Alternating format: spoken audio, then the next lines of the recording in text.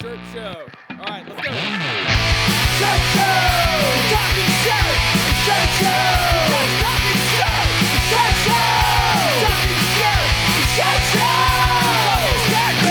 All right! Episode 296 of Shirt Show. We're talking with Adam and Kato from Thunderhouse Prince in Nevada. Let's go! Hey guys, if you're new here, my name is Dylan. I'm the owner of Upstate Merch and the host of the Shirt Show podcast. Our guests today were Adam and Kato from Thunderhouse Prince, and Christina's in town, so she decided to join me as well. The episode today was really awesome because Adam and Kato are good friends that we've kind of grown to talk shop and talk about life together. Adam and Kato are kind of where they are today because they have no ego and they are happy to ask other printers questions. A lot of questions that, you know, some people might think are like, why are you asking this? Or what are you doing? But the thing is I think it's a superpower in the fact that they can learn and grow and get ahead and not make a bunch of these mistakes that some people would make because they're too afraid to ask. So this episode shows a lot of like growth in how you can be a successful printer and kind of get there a little faster by putting yourself out there and asking questions.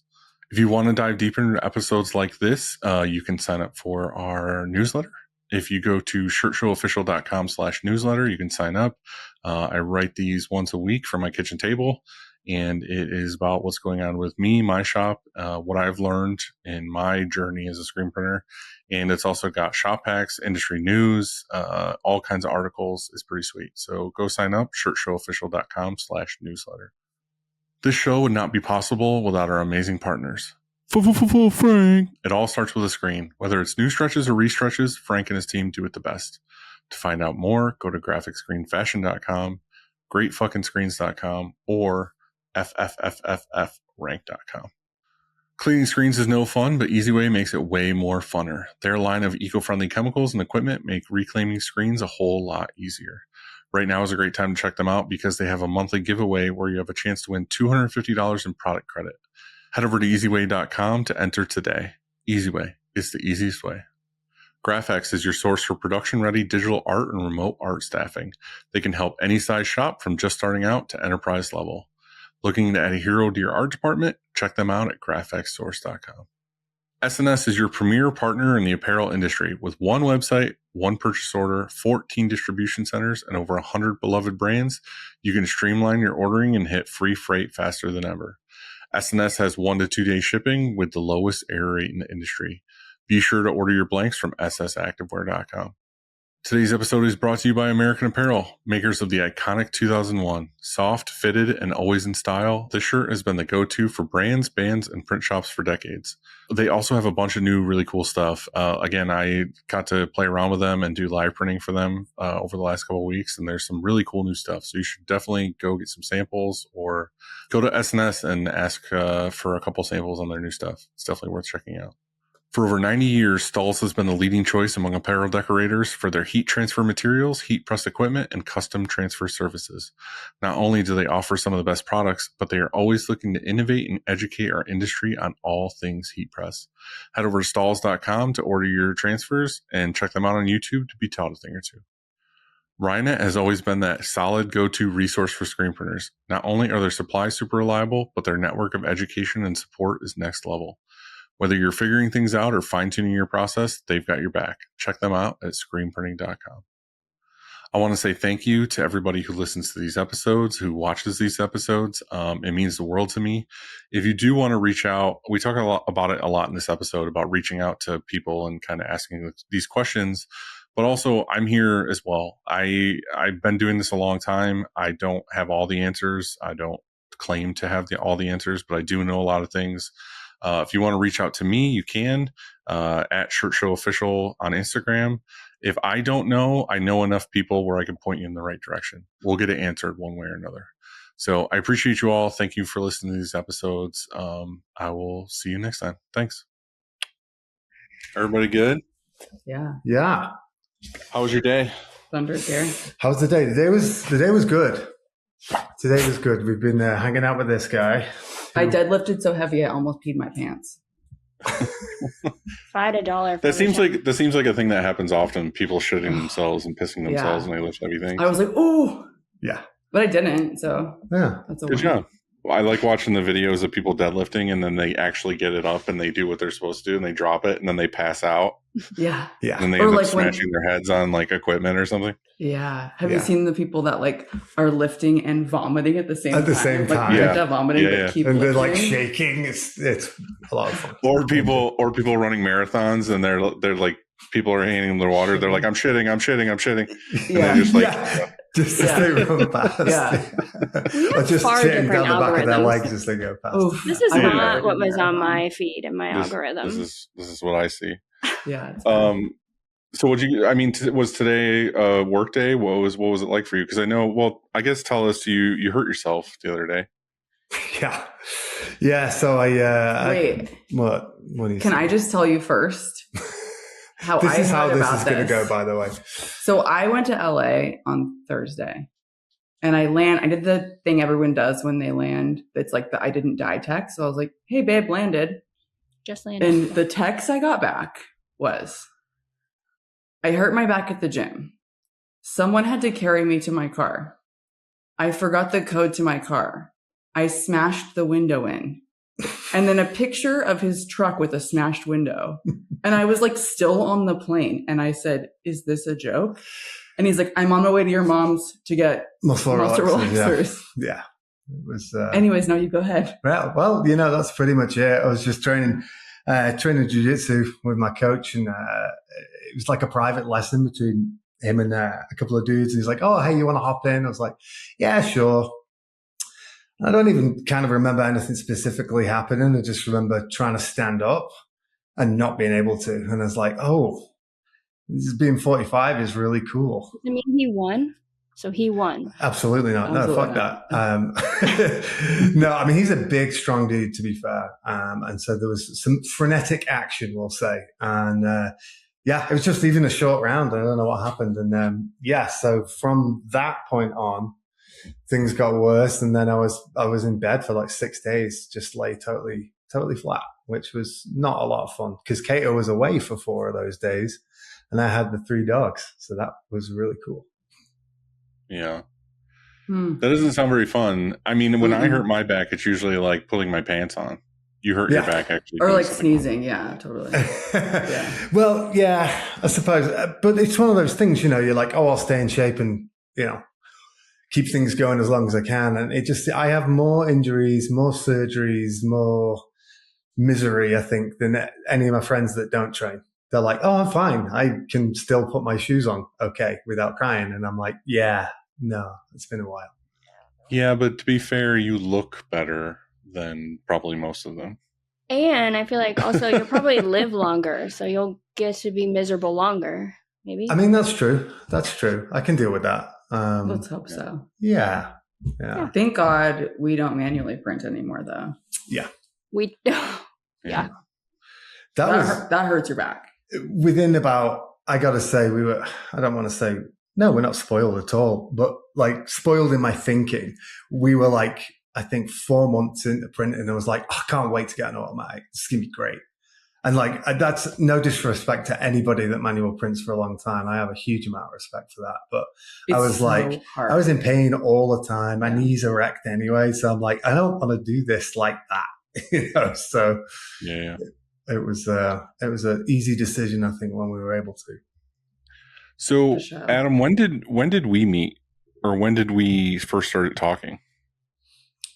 I think relatively early on in our printing career, I kind of caught on to Shirt Show pretty quickly, and I think I just reached out just to sort of say what's up and fanboy, and you were really, really sweet and got back, and then we just kind of ended up bouncing back and forth. I think because I started making some kind of silly Instagram things as regards to the shop and printing.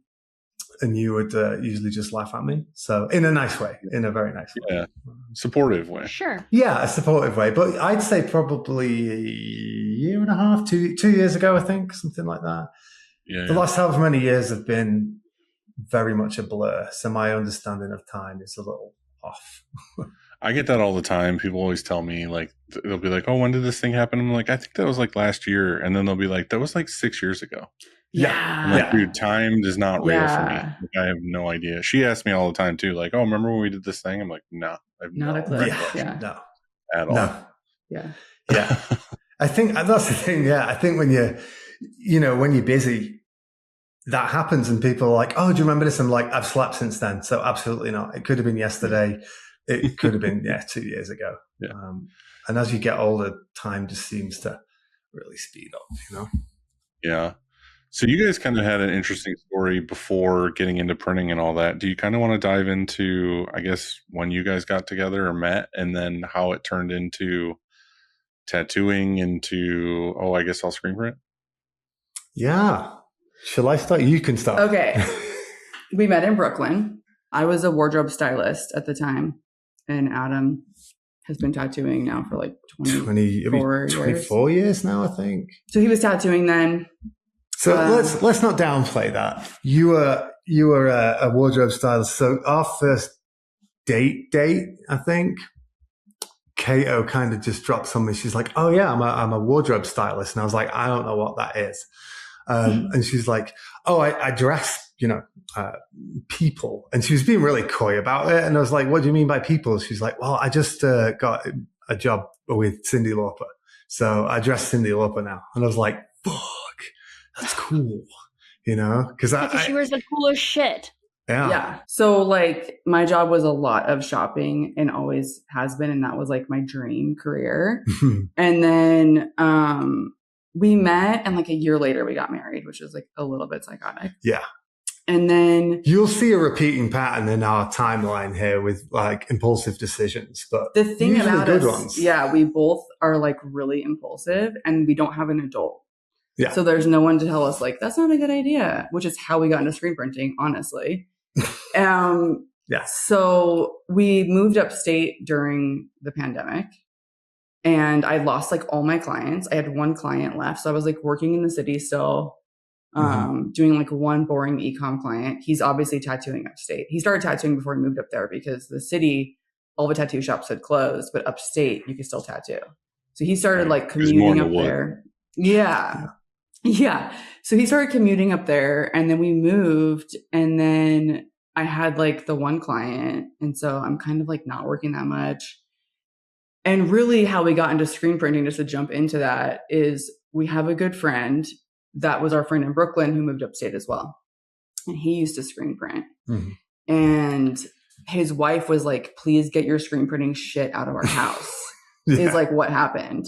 And we had a bunch of like outbuildings at our house.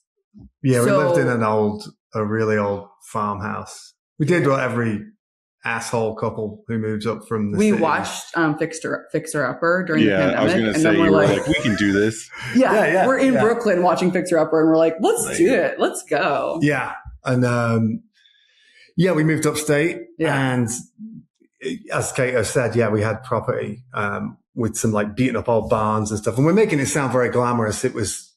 The place was falling down. I mean, we'll probably touch on that a little bit more as we go through, but Chad was like, Chad's our good friend who was a printer. I mean, dude, he had a manual press in like behind the couch in his tiny apartment in Williamsburg in Greenpoint. He only did water-based. So artsy, though.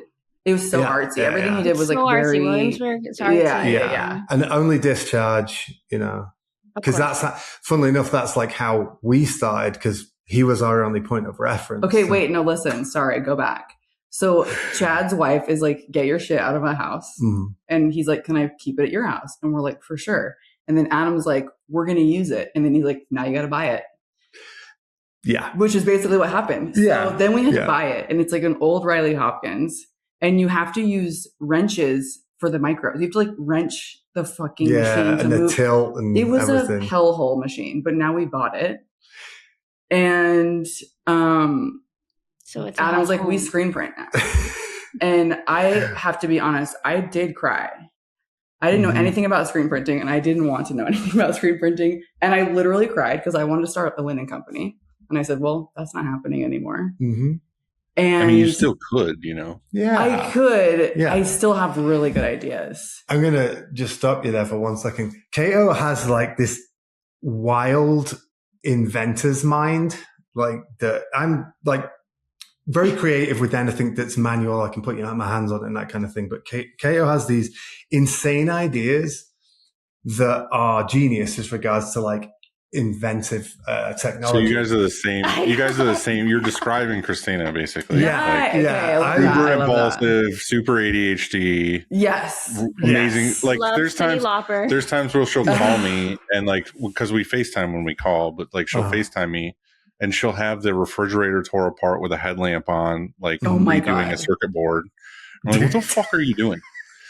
I'm not as smart as you, I don't think, but like I like the vibe. That's nice. Yeah. It's also being pushed in a corner. Like I own my own house at home. Yeah, with yeah, two yeah. You kids have to do and, shit like, when you own a yeah. single mom trope at home. So like, But it's just like a normal person would just be like, I'm going to Lowe's buying a new Totally. fridge. She's like, no, I'm going to tear the shit apart. Or Dude. like I rebuilt redoing the carburetor on her lawnmower and stuff. Wow, And it's like, girl. You sent me. But I do always have ridiculous ideas all the time. yeah. I love Yeah. that. Yeah. That's great. It's Write 'em down. It's creative mind. I can write them down. I just don't have the capacity to follow through and do that. Yeah. No, I Well, write them down and I then I guess- like have a list. I don't do anything. with Yeah, them. I guess- have a long yeah. list. I guess my question is like, why do you go from, so in pandemic, both of you had to shift. Like both of your businesses and mindsets had to shift and you were like, I want to get out of the city because you were over the city, or was it like, I want to go, We I know, had but to- going upstate versus living in the city is a big shift other than just Yeah. being like, oh, I could tattoo some more. You had to have been like, I want to get the fuck out of here a little bit. Well, it honestly was our dogs. Mhm. We had two Canacorsos in the city, and which was totally fine until we were like sitting in an apartment with them all day, and then we're like, "Whoa, this is kind of fucked up. Yeah. These dogs are You big." know, New York City apartments that they're as big as this room. Yeah. You know, Yeah. we So were like, this is kind of messed up. and we really were watching Fixer Upper like all the time, and it was Right. like So you we were gotta inspired to go like tear down some we need a laughing pocket plaster. door. Yeah. Right. And I kind of Like, if always Chip had can do a it. I can Yeah. demo it. yeah. That's Yeah. ugh, I love demo day. Demo Yeah, day is you so were really fun. good You're at like, demo let's day. just make them all. Let's I just love make demo them day. all one big room. Exactly. Let's get rid of all the walls. Yeah. Yeah. Let's do Well, shit lab. Kato's desire was to jump through a wall. She's like, "Can I jump through a wall?" And I was like, "This is plaster and lath. It's different. You know, it's not Yeah. just like a drywall." And she's like, "Fuck! I No, really want to jump through a wall." Yeah. I've done more of that in my life than I feel like I ever need to or want to ever again. Yeah. Because I demoed our house like Oh, shit, completely, yeah. and then every room was lath and plaster and Oh, like two so messy. like knob and tube wiring and Oh, dude. all of those things. And then the shop we completely gutted too and started over. So I've had my fair share of Yeah. like completely head full of plaster dust, like old Oh, shit where yeah. you're like, I don't know what Yeah. this is. Yeah. And I've stepped on like 5 nails, never got a tetanus shot. Like Mhm. Uh-huh. these are So like much. old rusty ass like nails from the building, like whatever, Yeah. just like through the foot. Yeah. And Yeah. I'm at that point now in my career and my life where I'm about to build another house and I don't want to touch it. I just want to be like, Yes. hire a company, build this for me. I move in.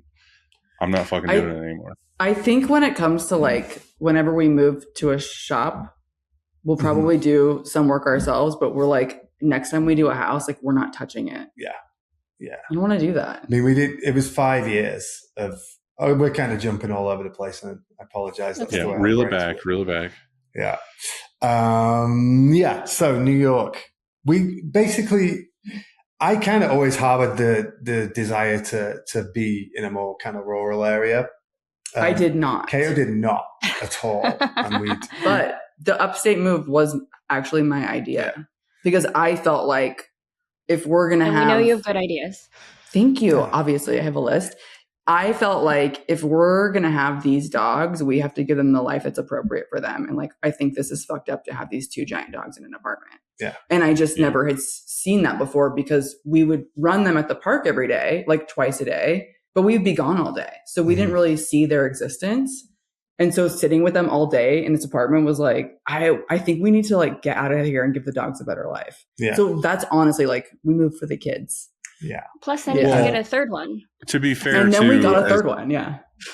To be fair, is like outside context too. Like me and Adam were having a discussion in Long Beach or whatever, where he was basically telling me like those dogs are like everything to him. It's not just like, for listeners, it's not just like they have 2 dogs, because there's a lot of people that have dogs that are just like, oh, these are my accessories. Right. To you guys, these are like life. these are family. Yes. Yeah. And there is, we moved upstate and we did get a 3rd one, which we are mentally ill. So Yeah, that's mental illness for you. Impulsive. yes. Right.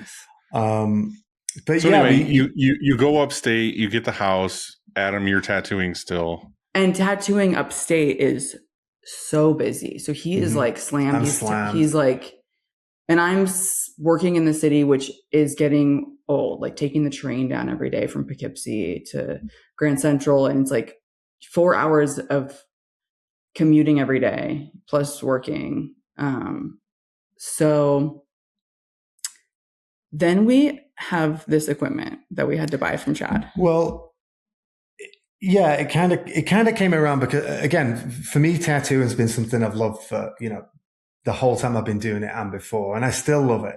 But the industry's been like all industries, that after the pandemic thing, there was an influx of money. Everybody threw a ton of money at their new hobbies. Everything kind of died off a little bit. And also tattooing has become something that is, the bar for entry is kind of so low now. And I don't mean that the standard has gone down. It's just like anybody can get into tattooing now. Whereas years ago, it's like the magic circle.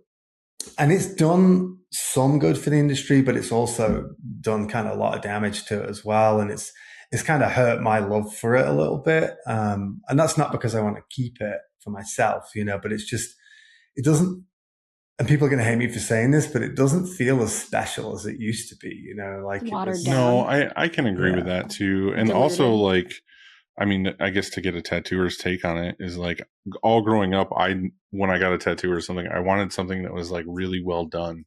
And I feel like nowadays there's so many people that get tattoos that want to get a ratty, shitty, like scribbly face It's tattoo a vibe. Yes. or whatever. And it's like all these famous people now, it's like half of their face are tattooed, but it looks like their kid did it with a crayon. Like there's no like, oh, I'm going to go pay for this guy who's been doing this for 20 years and like has all this skill. They're like, oh, Susan's got a machine. Let's fucking do it. Yeah. And, Or like a lot of the girls are doing like very thin line, like little outlines of things. Yeah. And it's like stickers, on their arm. And then like one color outline black that doesn't really require a depth of skill. Yeah. Well, it's just like a different style too. Like having your face fully tattooed is a vibe. Yeah. It seems like after 20 years and of you doing it and then moving upstate and all, you guys seem to have a life shift. It Absolutely. sounds like burnout to a degree of like, you're ready to just do a new project or at least refresh on something. It's not like you're not going to do it anymore. You just needed a change and a break and something different. So this thing of screen printing came into your life and you guys were like, hey, let's cry about it quickly and then let's do it. Yes. Yeah. So I just want to say really quick, I knew nothing about screen printing. And so Adam was like, go. And I was like really kind of like resentful that this is what we're doing now. This is all news to me as well, by the way. Kate has always been like, yay, I'm really enthusiastic. I could have been like, you do this by yourself. I don't give a fuck. I don't want to do this. I was like, I'm down. Could have been like but your friend's wife. Get the shit out of here. Yes. Yeah. But I was like, I'm down. But really, I was upset. Anyways, Adam's going to tattoo and he's like, go play with the screen printing stuff. Like, have fun, try it out. And I'm like, okay, cool. And so I go out to the garage barn thing where we have the setup. And I remember him saying, like, you have to dry the shirt in between colors. And I'm like, okay, sick. And I don't know what you had set up. He had something set up out there. So I pull a color, I take the shirt off, and I put it through the dryer. And then I put the shirt back on the platen, and I'm like, how the fuck are you supposed to line this up? And I lost my mind. I was like, fuck screen printing. This is so dumb. Like, I thought that's how you did it. I didn't know about the flashing. Yeah. It was like, I just will have said dry, probably wasn't. I probably wasn't even listening. That, I mean, to a stronger degree, that's why like a lot of shops talk about having like proper training and SOPs and all these things instead of just like the blind statements of like figure it out and start over. Yeah. We hired a guy once who, again, you would think that these things are like common sense, you know, like why would you do this any other way? But we hired a guy once, and the very first day, like one of the first things we have you do is like pull shirts off press and put them on the dryer. Well, he was like very first couple shirts he pulled off the press and then laid them ink side down on the belt to run to the dryer. Sweet. And it was just like, it never crossed our mind ever to even have to remotely say that you shouldn't do that. Like, why would you do that? The best part about it was a brand new belt on a dryer. Oh, just God, like a ton of ink like all over it. And I got it off eventually, but it's just one of those things. It's like the ICP song Miracles. I don't know anything about ICP, my dear. It was literally like magnets. How the fuck do they work? Hatchet Like Man tattoos all over you. 100%. He's a level 10 juggalo for sure. He's fucking Fago right now. I have like a crazy tangent, but one time I was in the coat check with Coolio. And did you know that Coolio is an insane juggalo? Wow, sadly. Yeah. All of his tattoos were juggalo tattoos. And he called himself Coolio Clown. Did you know that? Nice. I did not know that. I didn't know that. Yeah. Did you know that right before you got in the industry that Coolio performed at Long Beach? Rock hired him. He came and then he died like right after. Fuck. I could have been like, do you remember me from the coat check in San Francisco? Right. You should have just been like, whoop, whoop. Yeah. Damn. Yeah. Too slow. Didn't he hit on you? Of course. Yeah. Of course. He came into coat check with me. What do you think? Oh, yeah, fair point. I was checking coats. He's a juggalo. Yeah. Mm-hmm. He's a juggalo. Well, that's true. So, Adam, so your drive into the screen printing was a little more than hers, but was it kind of like, this is an opportunity to make money, or were you just kind of like, this seems like a fun hobby to get into? That's interesting, actually, because, you know, I've been like a craftsperson, you know, my whole life. Business and money has never really been my main motivator. And, you know, I always made enough to get by. Tattooing always treated me well. So I never really thought about it. And then when screen printing came along, I was just excited about doing another craft. Something that wasn't tattooing. Yeah. Just like using your hands and making art. And making something. Yeah. And then I remember being like outside in the shop printing shirts, and I was like, I don't know why, but I was like, $2, $4, $6. And I was like, wait a minute. And I remember like we went for dinner like not long after that experience. And I kind of got really excited about it. I was like, honey, I was out there and I was printing told me we were going to make shirts. Millions, by the way. Let me get that. Okay. You're gonna make tens of dollars. Yeah, we're gonna make tens of dollars. Yes. You know, I think what was happening is I was like, oh, I can make that money. That's cool. This could be a business rather than just another hobby, another way of making artwork, or, you know, being a craftsperson. We could actually make money and we could work together, because I knew Kato, you know, had kind of got less and less clientele. And so she was kind of like, oh, I kind of need a new career. And I was like, well, we really like each other. We get along well. And, you know, we hadn't really worked together that much at that point, but we felt like we would. And I was like, hey, let's do this thing. And I'm going, okay, we can make money. We can work together. And it's a new adventure. I love a new adventure. You know, I tend to get very obsessive about things and, you know, spend a lot of time kind of going down the rabbit hole. And we've both always been like, we've always worked for ourselves. We've always been entrepreneurs. We've never really had like normal jobs. So it was like, cool, let's start a business. Yeah. And I remember going for dinner and being like, I did like printed this many shirts and this was like $8 and then that was 10. We could make millions if we had one of these. And I didn't even know what an automatic press was at that point, you know, and I was like, I'd just seen one. I was like a fairground ride, but with t-shirts on it and you can print millions of them. And she's like, just one tier. And I'm like, why are you not getting enthusiastic about this? Like, why do you always do that? You know, we had a stupid argument, you know, it was fun. But, you know, it was a combination of the two, to kind of answer your question. It began as just a way of making craft. And then I was like, okay, well, we need to make a living, life is expensive, especially when you're trying to rebuild an old house. Let's kind of make this work together. So, but I think it takes that kind of person with that like childish optimism and ignorance and naivety. to just be like, sweeter word. But again, like try. I mean, yeah, like you guys as kind of creatives and working for yourselves all the time, like no matter what it is you're going to do, you're going to make it work because you're just going to do it until it either crashes and burns, but then you start the next thing, or you have your next good idea, or you make tens of hundreds of dollars at screen printing and you ride it into oblivion. Head back to the list, find the next thing. Right. I do think the screen printing is a beautiful combination of working with your hands and the trades, but also like being artistic. Yeah, very much so. So anyway, you get into it. It's at the house. What happens next? So we've been screen printing now for May will be 3 years, and we've never done any marketing, not once, which probably isn't smart, and which is why we were like not super successful yet. But we've always been busy because of his clients and other tattooers. Yeah. So like as soon as he said we're screen printing, we immediately got a client. It was Chili's in Poughkeepsie. Yeah, and this was like your first client was Chili's? Dude, how much time do you spend at Chili's? Zero. No, it was a client. 0 time. It was his client. Never actually eaten at Chili's. So. And the thing about screen printing, the thing about our other careers is like we do our job and then someone pays us for our job. Screen printing is like pay me and then I have to produce something for you, right? Like, right. That's what the World Wide Web told us, anyways. Was like get your payment up front. So we always get payment up front. So we get paid, and then we're like, we don't know how the fuck to make shirts.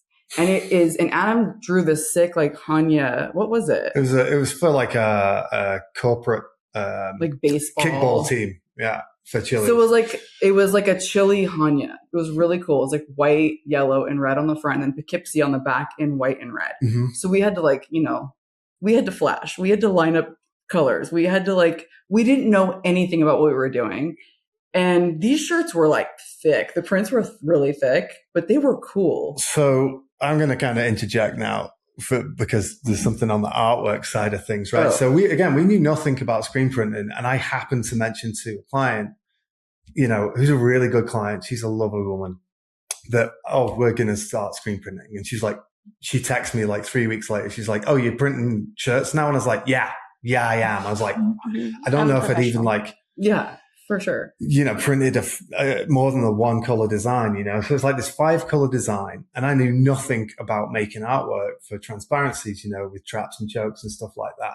So everything is bot to bot, no choke on the underbase, not even the fucking pixel, and with this Riley Hopkins press, which, they're good presses. It's just like when you're learning, you're trying to register. That's crazy. Yeah. And you're leaning over to kind of adjust the micros.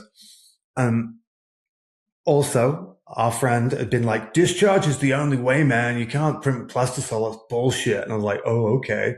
So I'm trying to do, water-based discharge printing. And it was hell. I was sweating and it was it midsummer as well? So it was super hot. So hot. No AC in the shop. I know. I mean, big window. Long story short, we got the shirts done and they were very happy. But there was a lot of pain and a lot of blown shirts. And in the midst of it, their rival kickball, other Chili's, was like, we want shirts too.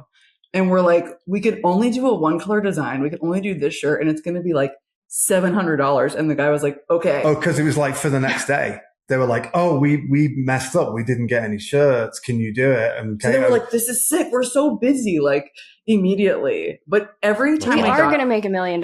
Yes. Tomorrow. There you go. Every time we got a job, it felt like a traumatic experience. Yeah. It was so scary to get a job because we were learning what we were doing while we were doing it. You were excited, but it was also daunting. Well, it was just we have really high standards when it comes to the things that we're making. So it's we're not going to just print some shitty thing and give it to you. You paid us money. You know what I mean? It's difficult to be experts in your previous line of work. Right. And then come in and be a beginner. You guys both were so high level. And then coming in at the beginning and having perhaps not the same level of expertise or whatever is truly so no stressful, idea isn't what it? the fuck we're doing. Yeah. I mean, but also too, like today we went around and visited some shops like near me, like up Syracuse and stuff. And not to mention any names or anything, but there was a shop that we went to, and it's kind of interesting to hear sometimes like people talk about how their shop runs or whatever. And it makes total sense. You know, he was just like, you know, we don't ever do any advertising. We don't ever do any marketing. We don't have any salespeople. You know, it's just like him and maybe somebody else who does like order taking and plus the order. And it's like, that's just how we operate. Like I have no desire to have a salesperson. I don't want to do social media. I don't want to do whatever. And the thing is they're busy and they're happy. Like they do like 50% contract, 50% like direct customer work. It's a great shop. And yeah, it's, you know, they got like 3 autos, like everything. He's like, we just get work. You know what I mean? Like, it's just kind of like, we know enough people, we have enough connections. You know, he was talking about how he goes to all these events and stuff just to participate and like grow the community, but it doesn't have anything to do with printing. Printing just comes, kind of like you with apparently your love for chilies.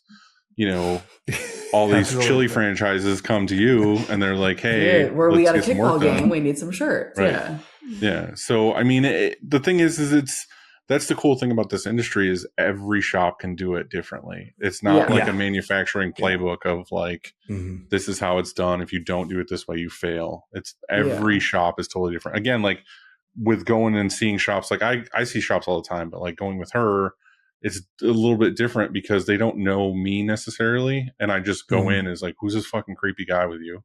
First of all. And then second of all, it's just like hearing their story. I'm like, that's my bodyguard.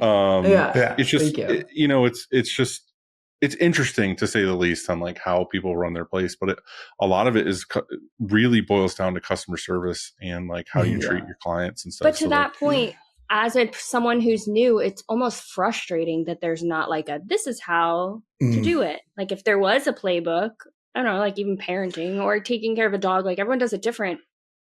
Like, it'd be nice if you're starting out to be like, oh, okay. Yeah, but this is the steps. And instead we're like, oh yeah, you could do whatever works for you. You're like, fuck. I don't want to speak for you, but I want to tee this up real quick, Adam, because this is something that like I respect the hell out of you for. And it takes a lot of guts and a lot of balls and whatever. And you can kind of go into this, but it's kind of like there's very few amount of people in this industry that I've dealt with that a lot of people reach out and have questions or just need somebody to like ask something to where I might be able to point them in another direction to somebody else who might know if I don't know or whatever. But like you had zero issue asking for help or being like admitting you don't know. You know what I mean? And like, I think that is a huge, like any of these motivational things you watch and they're like, you know, you just have to ask questions because if you don't ask questions, you're never going to know and you're never going to move forward. You're never going to, you know, whatever. And I feel like right out of the gate, you were like, hey dude, I'm doing this thing. I have a question. Like, can you answer my question or whatever? And that's where I'm like, yeah, dude, I want to help as much as I can. I don't have all the answers, but like, if I don't know, I know enough people who will have an answer and I'll try to push you in that direction. So saying that, I wanted to ask you like, what your mentality going into that was it just kind of like, because again, like not a lot of people have that. Not a lot of people have the guts to ask. They want every client or every person around them to think that they know everything. And they are afraid to say, I don't know. You're good at that. Yeah.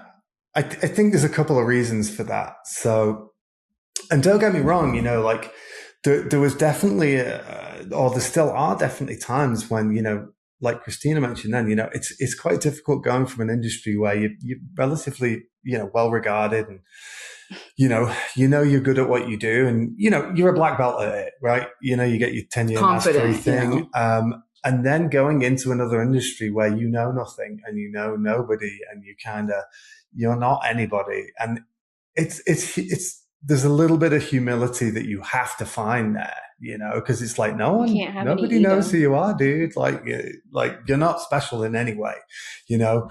But fortunately, I think because I found learning really hard when I was a kid, you know, I had a horrible time at school. I'm sure like 90% of the people who are, you know, screen printers and tattooers and creative people, right? We're not necessarily academically inclined in that that traditional educational structure is not always great on us. And it wasn't for me, and it sucked. And I thought I couldn't learn. I thought I didn't know how to understand something, right? But when I found fight sports or, martial arts when I was in my kind of late 20s, I realized that it's a skill, right? And a skill is a teachable and a learnable thing. And you have to be coachable to be able to adopt this new skill, right?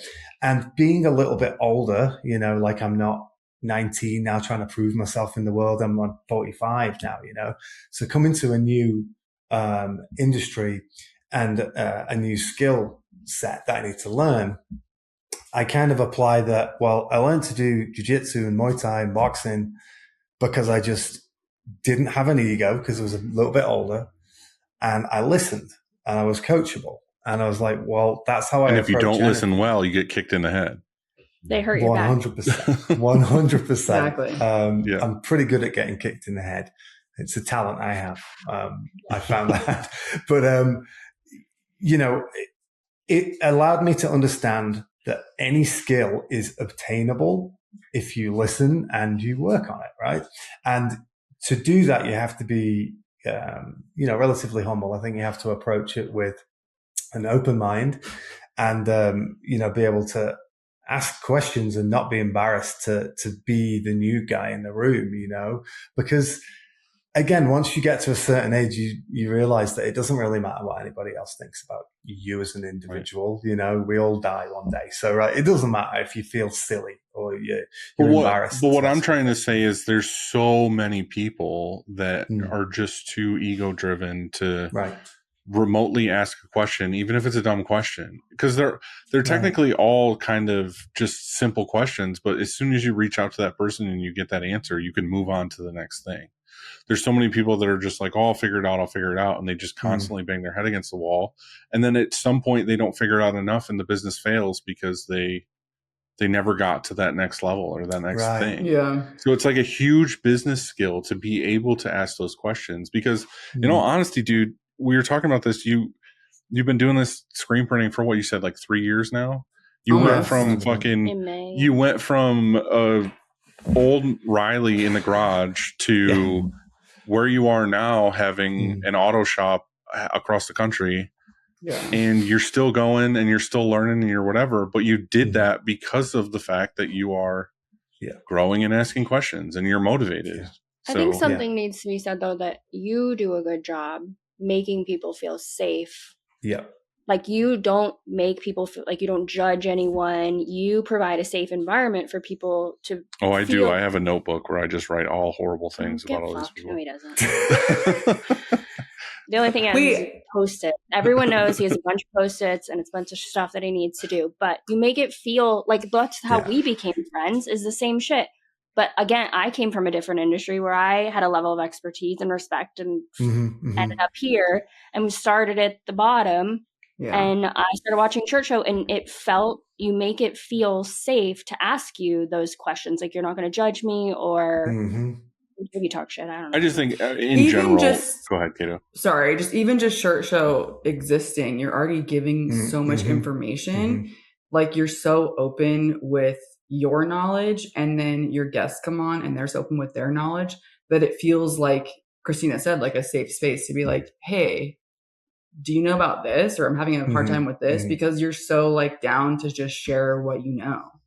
I mean, that's the goal. And I think, like I said, I just feel vulnerable after most episodes where I'm like, why did I say that? But the truth of it is that's where it connects. After every episode, he's like, God damn it, why did I say that? I think I talked too much. I think I have to have Chad cut this out. And I was like, no, don't cut anything out. Like, that's the whole purpose. Yeah. Yeah. And he never does. But again, there's always that moment where he's like, when I wanted to talk to you, there's multiple things I want to talk about. But I think the big thing that is kind of like a learning thing for a lot of people listening is just like, be fucking open to ask people questions. Or like 100%. Get a group of people that are willing to answer you and work with you. You know and what I mean? Don't be a dick if someone does ask you a question. You don't have to make someone feel bad if they're asking you. They respect you and they think you have the answer. Well, the segue here with asking questions, and we can dive more into this later, is just kind of like, at what point did you realize doing this in Upstate and that you guys aren't Chip and Joanna Gaines, where you're like, hey, let's take this to the next level? Like, what happens after you get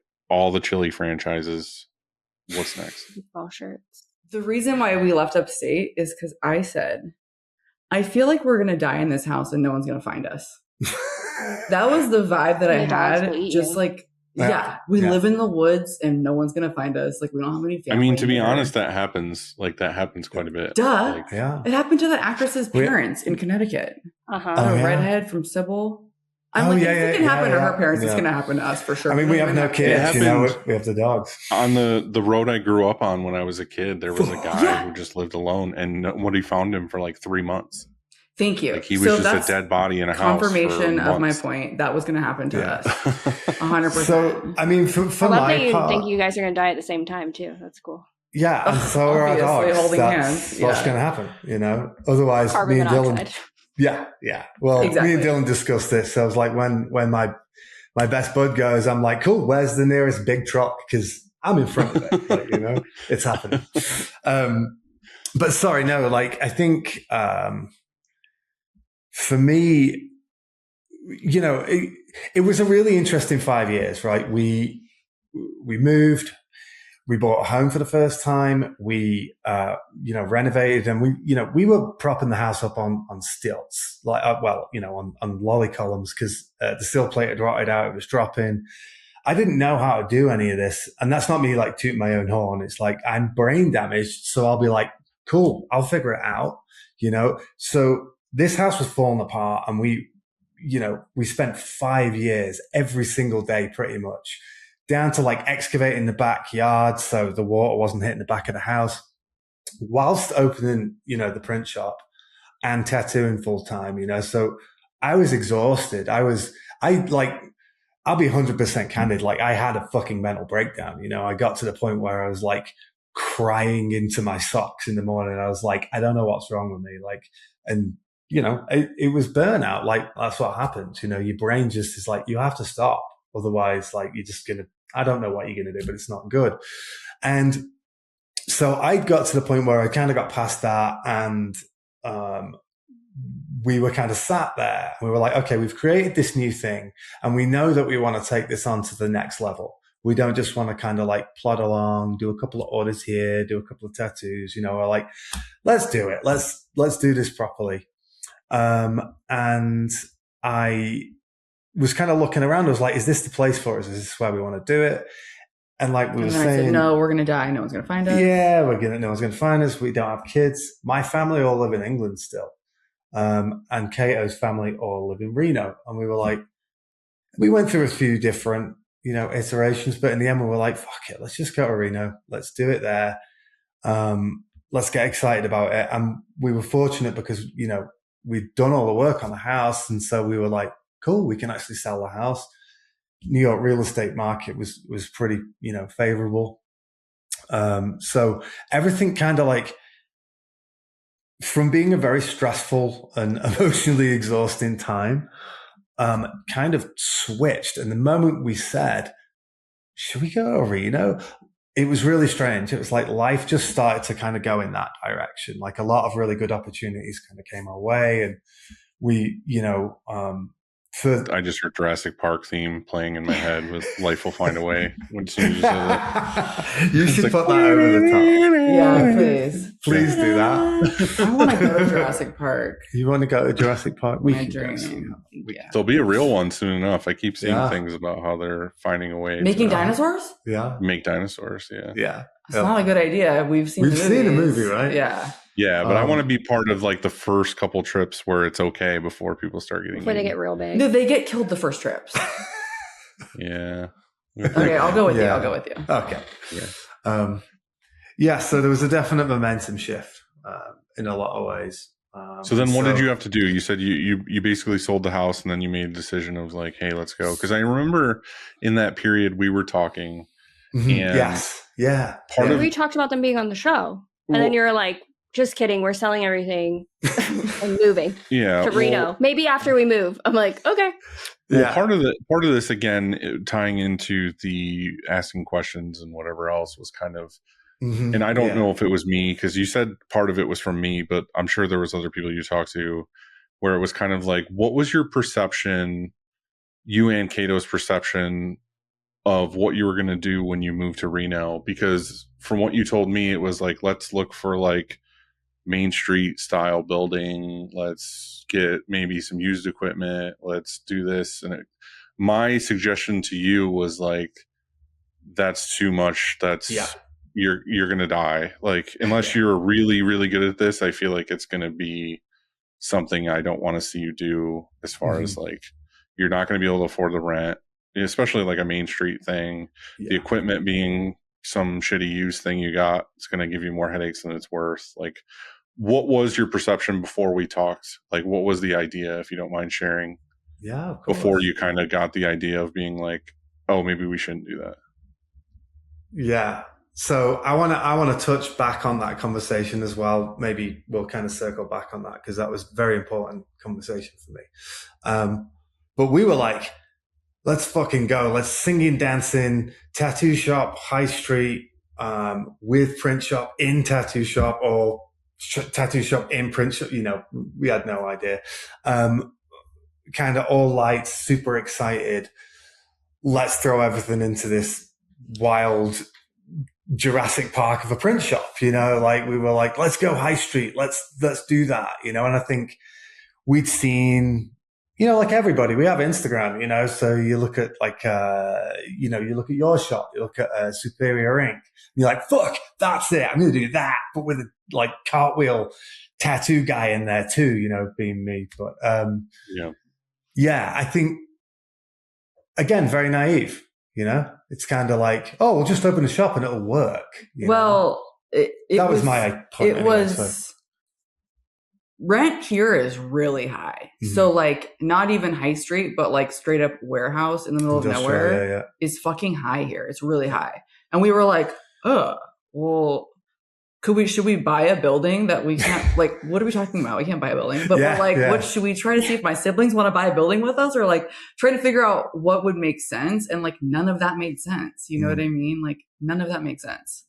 And so, but I think a lot of this ties into the power of like communication too, and like asking again, like if you wouldn't have done this, if you would have just gone I watched some YouTube videos, I've seen Instagram before, like I'm going to build a print shop. How would that have gone now that you've been printing there for a while and knowing what kind of clients you're getting or what kind of budget you have? Oh man, interesting. It could have, sorry. Well, there's just two things. Like, I think when you have an actual shop, you get different clients as people see you. Like our shop is in our garage still, and almost all of our clients are in New York still. Because we haven't advertised, you know what I mean?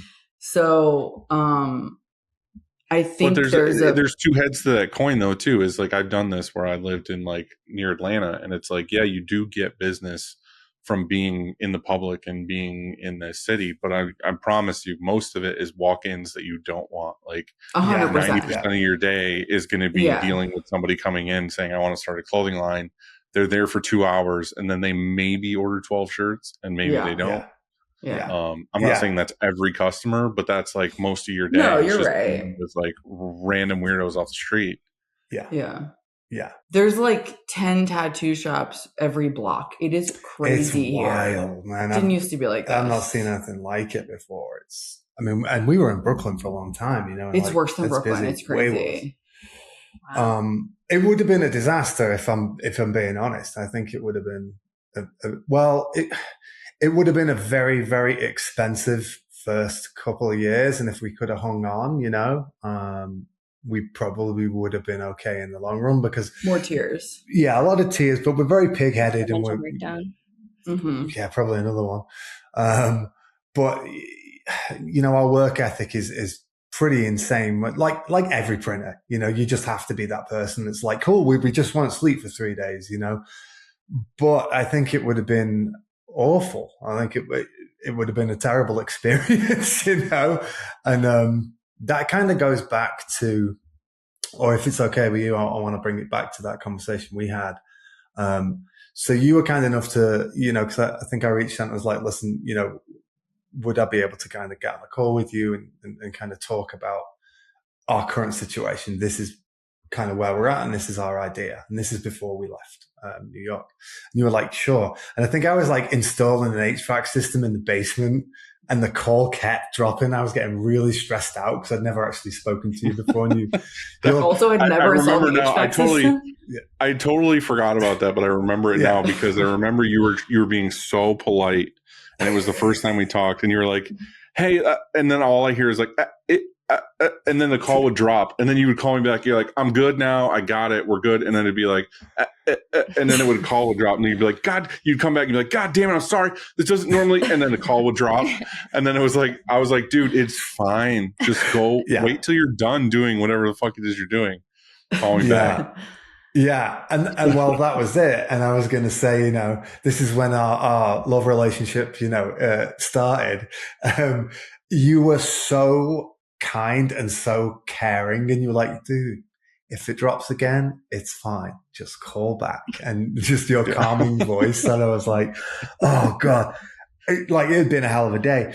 And, you said real quick before you say anything, because in Long Beach, this usually happens like if people listen to the show that finally meet me like for the first time.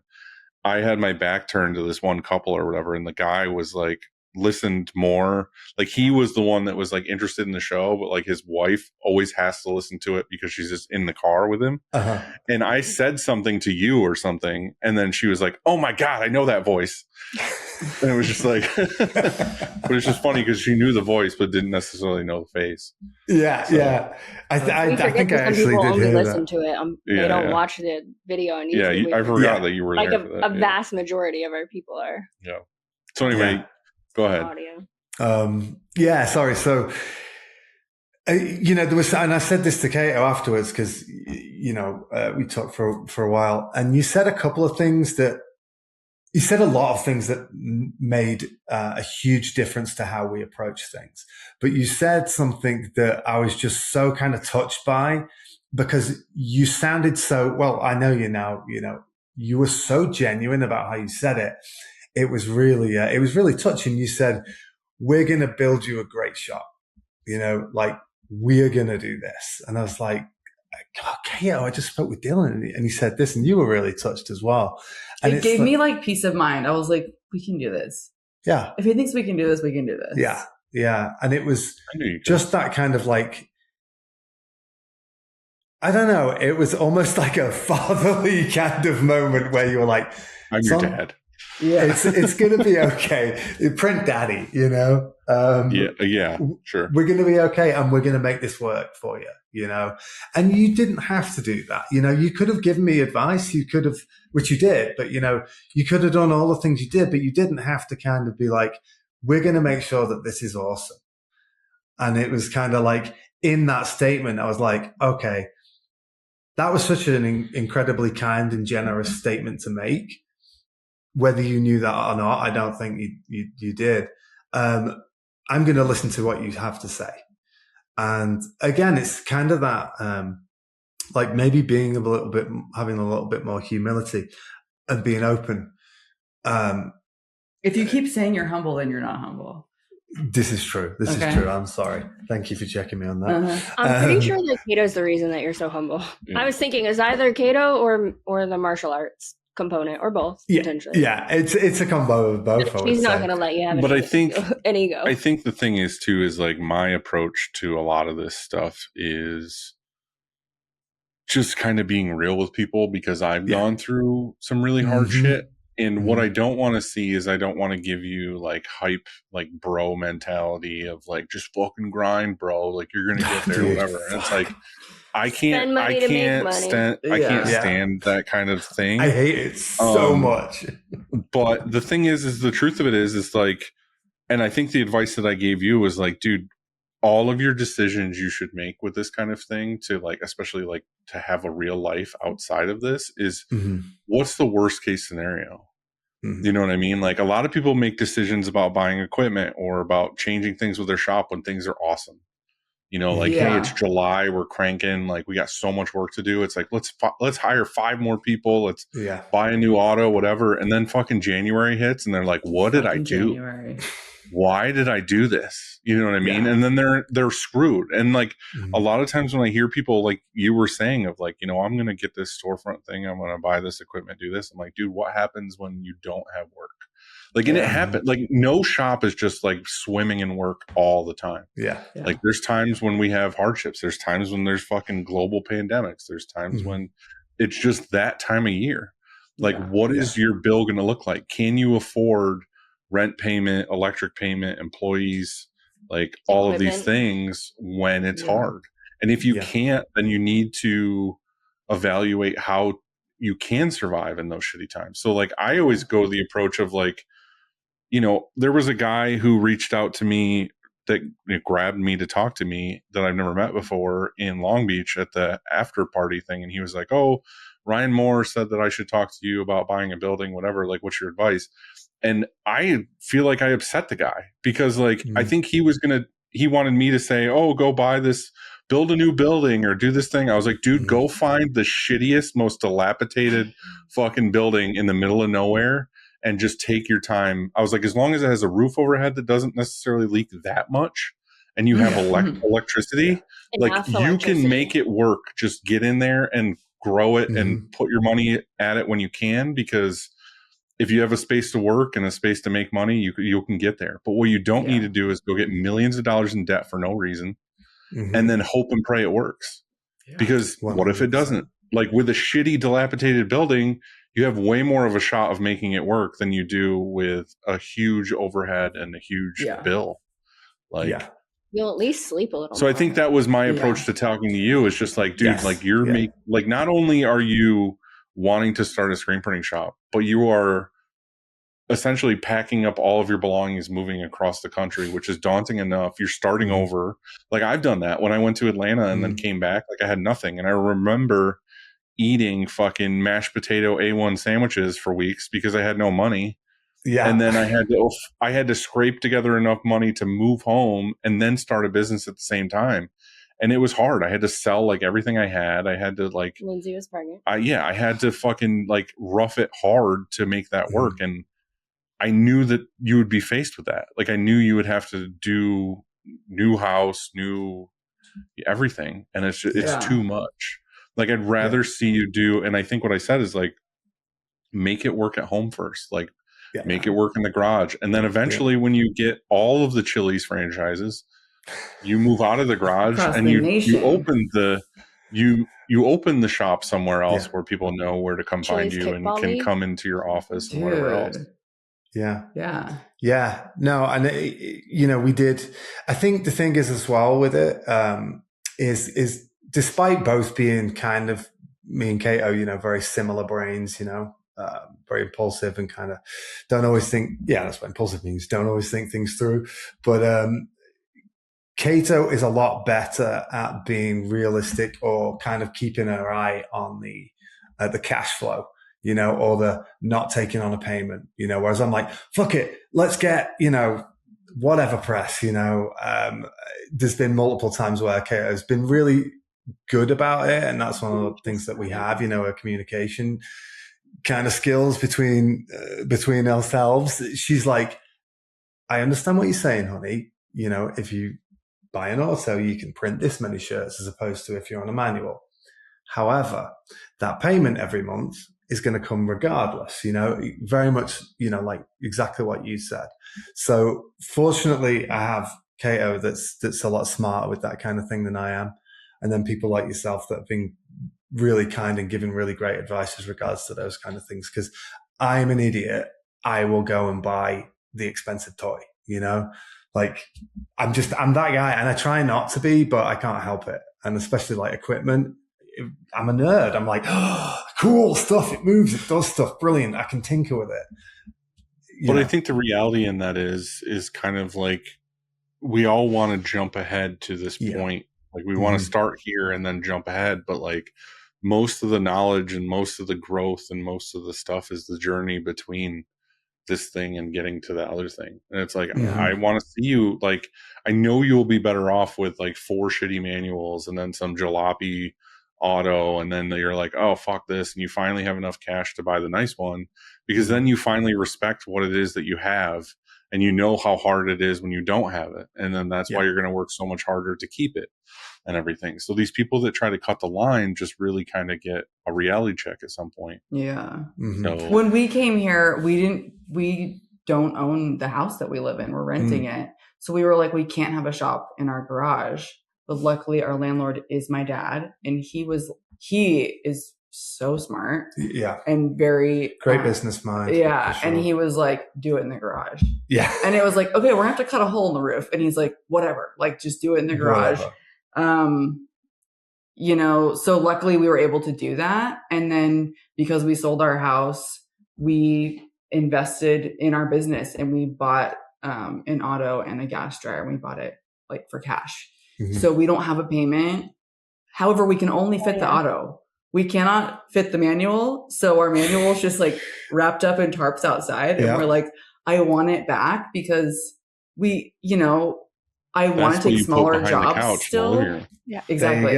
There you go. I want to be able to take Interior smaller design. jobs and do like fun art projects kind of, which is like what you can do on the manual, Mm-hmm. which I always thought like, I don't want to fuck with that anymore. And now I miss it. But, Yeah, you don't want to set up a 10-piece. Well, I want to touch on this real quick, because I think Yeah. you're just as key in this conversation, Kato. I feel like you've kind of in this story stepped back and kind of went from what you were doing to moving upstate to, you're not just following Adam around. Like, what is it that you're doing in all of this? Like, what are you doing now? How are you involved in the business? Like, what's happening? Hey guys, I hope you like this episode so far. If you can, do me a quick favor. Again, it means a lot and helps the show grow. Hit the like button, and if you can hit subscribe, that's even better. That's even cooler. Thank you. I appreciate it. Enjoy the rest of the episode. See ya. you know, to be honest, it was like really hard for me to basically like lose my dream career. And I lost it because we moved upstate, and I stopped, like, because of COVID, everything kind of stopped. And I just had like one e-com client. When e-com is like, when you're online shopping, those pictures, hella boring. Like, it's not creative. It was like, we all have an e-com client so that we can get by when we, you know, whatever, but it's like not what we want to do. That's all I had left. So that's kind of all I was doing.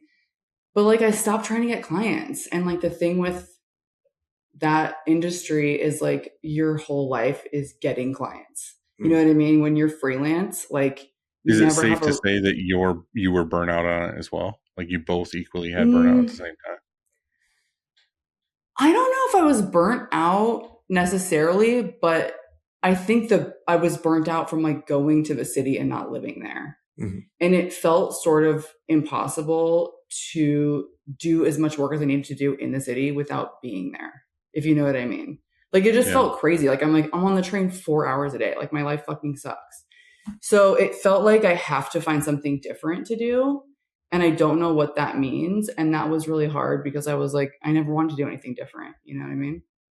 I'll make this fucking duvet cover. Like, my passion in life is duvet covers. And then this Riley Hopkins shows up on our goddamn front doorstep. And now I'm a screen printer. So it's a gift from the universe. Right? Yeah. When I was a kid, I used to always play Office. So I was like, oh my God, I've always wanted to be like a business lady. And get like a business lady lunch special. Work. Right? Mm-hmm. You know, like from Romeo and Michelle's. No, nobody knows Right, that. yes. Yes, You know do. Romeo and Michelle's, right? Okay, Of thank course you. you do, yeah. No, I We feel need a like business a lady dick. lunch special. Father invented So, exactly. Thank you. lunch. Everyone loves them Jesus. so much. So, what my like main role is, we both are printers. We both print, but I'm like the person on the computer. So like, I'm talking to the clients, I'm doing quotes, I'm making the orders, you know, I'm kind of like all those relationships with, you know, wholesalers and all those types of things. That's what I'm doing mostly. And Adam is like the art department. I don't know. I'm gonna argue right now on the podcast in front of everybody. Oh, I think you're not giving yourself enough credit there at all. Oh. Kato does everything that I do. She prints, She reclaims screens. She gets underneath the press with a wrench when we had a shitty old press. You may not say that you enjoy it as much as I do, but you do everything that I do. We're a 2-man show. Like it's just the two of us. Yeah. We don't have any employees. So like we have to do everything. But I hate reclaiming screens. So like I don't do it as much as him. Everybody does. Yeah. It's okay. Fuck it. Yeah. It's the worst. Oh yeah. I can't wait to get some. Honestly, some everyone laser. says that they you should get a coder and then like a laser, whatever. I'm pretty sure if I ever had a shop, I would go reclaim first. Yeah. Dude, I bought auto reclaim first. a robot. Yeah. It's kind of like start with the dark room and the screen room, and then You should always graduate start towards with the the screen press. room. Yeah, it all starts with the screen. You say that for a reason. Yeah. It starts with the screen, Yeah. that's fine, but I want to clean that screen properly. I think Yeah. you can argue that cleaning the screen is the beginning of its life cycle. The hard part, the reality of that statement is that the reason why it's always the last thing that anybody purchases is it's not necessary. Yeah. It's a great thing to help your life, but like what's necessary is to get something to help you print shirts, to get money, to get those tens of dollars. And then eventually you get to the point of like, okay, I can relax and buy the extra, the Cadillac of cleaning screens, and then you buy that thing. And So the that's just the laser, reality the of it. Is like, Listen, if it's the thing you hate the very most, though, I would get the pressure washer in a box from Alex at Blue Water first. yeah, I just, It's fine. That's my pretend shop. It doesn't have to be your shop. There you go. I'm gonna reel all these ADHD people back in because I've Thank you. Help us. You are instantly regretting this. He's like, why did I ask? No, these I'm people? not at all. I'm not at all. I love you all very much. So you decide, you kind of tone down, Kato reels you in a little bit and says, this is what our real budget is. This is what's going to happen. Yeah. What is that like? Because there was a huge thing that you had to do as far as like getting a trailer and putting equipment in it. And I remember you were sending me video of you having to back a trailer in a yard in a weird, precarious situation. Do you want to describe the move aspect of this? Sure. Wow. We got a couple of good stories from the move. So we decided to sell up. We did that. We sold the house and we're like, all right, well, we got to move the print shop. We've got to move everything. We've got to move us, the dogs, all of our worldly goods in the back of a trailer. Actually, originally we looked at getting it freighted out and we got a quote for it. And it was like $30,000. No, actually pods. Those shit ass pods were $30,000. 30 grand, yeah. I was like, what? Those I was shit like, ass pods. Listen, it was going to be $20,000, and I was only moving 5 miles, and it was okay, but fuck that. We moved across Agreed. country one time before, and it was like $5,000. Yeah. The times have changed. So the funny thing about that was, though, I was like, oh, why don't we, buy a trailer and we can camp and it'd be great. And Kate was like, nightmare. Fuck you, not happening. Absolutely not. If I've ever been adamant about anything in my life, it's this right now. No. And I was like, okay. Because she was very firm about it. Comes up like however many months later, we get the quote for the pods. I'm out in one of the barns, like, I don't know, doing something like murdering a chicken or something like that. And Kato just walks out and goes, yeah, I just got a quote for moving. So how much is a trailer?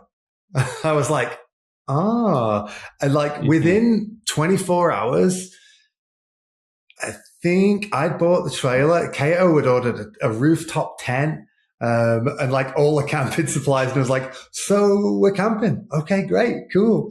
Cause we even looked at hotels and then she was like, no, too expensive. So just like the trailer was 30 feet plus the truck. Yeah. We were like 50 feet. Oh, a little over 50, I'd thought. Yeah. And we were, what did I say? 1,000 pounds. She's like, we were 1,000 pounds. I was like, honey, we were 10,000 pounds. Like, I don't know where that came from. But yeah. So close. So we go to start packing stuff up, and just the logistics of doing that on the property we had, you said, I sent you a picture. Our backyard was not a backyard. It was like, an adverse camber with like turns and humps and everything. So I had to back this trailer up to where the print shop was, load the print shop into there, crate everything ourselves. The smart thing he did, though, was he added wheels to all of our equipment. So everything rolled. Yeah. So we rolled the press and the You took apart the Flash. Yeah. Yep. That. We were just talking about that tonight. We went to IKEA because there's a new IKEA in Syracuse, and she's like, everything's on wheels. I was like, I love anything on wheels. Yeah, right. Move that Like shit every around. cart, feng every shui. table, everything was on wheels. Yeah. I mean, No permanent. I was like, nothing permanent. Yeah. It made life so much easier. You know, we were able to Just kind of loading roll it in there. But, you know, and we load it, we get it sorted, we drive it, you know, down the backyard in the mud and it's sliding everywhere. It's just a typical Adam and Kato story. There's always a kind of crazy disaster, but we make it work. We get it sorted. I try and do things the right way. I buy a really expensive hitch and I go to the weigh station to check their weight distribution and the weight and everything like that. We're overweight. And this is like the day before we've got to leave the house. Like the person who's bought the house is moving in like the next day. Well, I think we had 2 day, like a 2 day. Okay, grace. sorry. Yeah, we had 2 day grace, right? I'd loaded the trailer. Yeah. Extremely. Yeah. And it had taken me like about a month to load everything into the trailer, you know? Because he was doing it all like very OCD. Well, you have to vibes Tetris it balanced. too to make sure you can get as much in there, which is why you were overweight because it was way too packed. Well, thank God the woman that bought our house bought all of our furniture. Yeah. So we had no furniture, which was tight because we still could use our house because furniture was in it. Yeah. And we didn't have to like move that, but we still like. We had a lot of shit. I had so many tools, you know, like we built a house. So, you know, I had everything to do that. And, you know, I drive like an hour or two to the nearest weigh station. I weigh it and I'm like, fuck, we're overweight. I'm like, no, I got to go back. So we go back and I tell Kato and I'm like, we've got to unpack the whole trailer, like the whole thing. And the truck. We got to unpack everything. Instead of just taking shit out the end, we literally unpacked the entire thing. It was crazy. Yeah. We had to because of the weight distribution. It was crazy. You know, okay. It was crazy. So you just had to decide at that point what's worthy of moving with you and what's not worthy? The most fucked up thing is we left books and tools. Yeah. And then we got Things that I here really with missed. missing books and tools, and it was so depressing. Yeah. We ended up leaving a lot of stuff. But then we get on the way. We got the 3 dogs, me and you. We had to buy them all. We bought them all these insane like crates. What are they called? Yeah. Well, Impact. They're called Impact crates. They're very expensive, but like, so we could like flip them open. Dogs are sleeping under the truck and we're like in this tent and we got like an annex room that goes around the crate so like no one can see them. And actually the tent was so comfortable that we woke up at like 10 or 11 a.m. and we're like, whoa, because it was like pitch black and comfy. And we're like, we got to get on the road. We did that for like 2 days. And we're like, we have to start maybe driving further. So we had to start setting our alarms. We're like, you only got to like Pennsylvania at this point. Yeah. Literally, we literally got to Pennsylvania. Yes. Yeah. It was a whole ordeal because, you know, you can drive like 7 to 10 hours a day. You're like, Yeah, nah, the tent can't. is so comfy though. Yeah. So I mean, it was comfy. And it's so dark. It was just like, oh, this is nice and so quiet. So you're on the road with so an entire house worth of belongings, 2 dogs, 2 of you, A print and a shop. print shop. Yeah. Yeah. 3 and No, Dylan, 3 dogs. No. 3 dogs. Okay, 3 dogs. 3 Yeah. giant dogs. 3 They're dog 100 nights. pounds each. So think we couldn't have left one they're dog. big ass dogs. Yeah. Yeah, I was going to say they're 115 pounds, I think. Anyway, the whole thing is like, it's an ordeal to camp anywhere because we have to get there. They're not normal dogs, right? We can't just be like, okay, just let them run around the campground. They're going to fucking eat somebody's children. So we have to get to the campground. We have to open the crates, set up the crates, put the dogs in, feed the dogs, then pop up the tent and everything. So it's a whole, like, I don't know, hour or so every time we got to a campground. And the first 2 campgrounds were just like a dude's field up a fucking mountain. Straight and I'm up. like, we got 10,000 pounds here. We literally had to like mob. This guy was like, follow me. And we're mobbing up this hill, mobbing down the hill. And we're like, can we even stop? Like, dude, did you see You're what just we're melting pulling? your brakes. Oh my God. I was like, we're going to die on the first night. You know, it was pretty traumatic. But then we get to like day 3, I think, and my confidence has gone typical dickhead guy, like through Too the high. roof. Too high. with driving with the trailer. So rather than driving at like 55 miles an hour, I'm like, 70 mile an hour, 75, you know? And it's along the 80. And there's so much roadworks on the 80. In the summer too, it's like all just construction. Yeah. So like lanes are closed and It's down to one lane like most of the way. yeah. And so we're going along. We made it to Ohio, I think, right? And I'm too confident. And I start coming down to this kind of like narrowing lane, and it's getting narrower and narrower. And you know, the there's like a concrete berm on one side, Mhm. and then like a ditch on one side. Like it's now just one lane. It's death or death, basically. And we start having to slow down a little too quickly because the truck and trailer in front of us is like starting to wave, and the lights are going, you know, the brake lights are flashing. And I'm like, we're fine. Truck and trailer. It's a huge fucking semi. Yeah. And we're about to run into it. Yeah. So we're kind of getting closer and closer and closer. And Kato's going, honey, you might want to slow down a bit more. I'm like, the brakes are like on flat. We're not even slowing down. No. And he's slammed on the brakes. And I You're swear to hauling God. right. Yeah. Yeah. I was like, okay, we're going to die.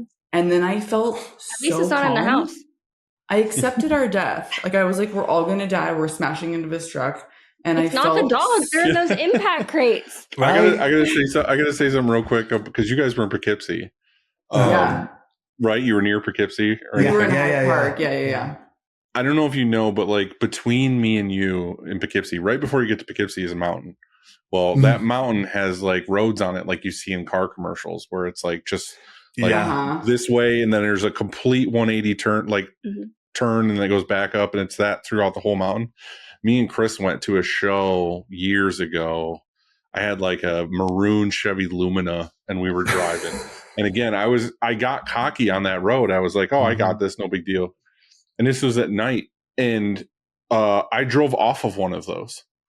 Like we were doing like 55 or whatever, and the turn just showed up. Like I was like, I don't know where this came from, and we just went straight off of it. Like we thought we were dead. We thought we were like jumping off of mountain, like straight up to our death. But what they did is they knew idiots would do that eventually.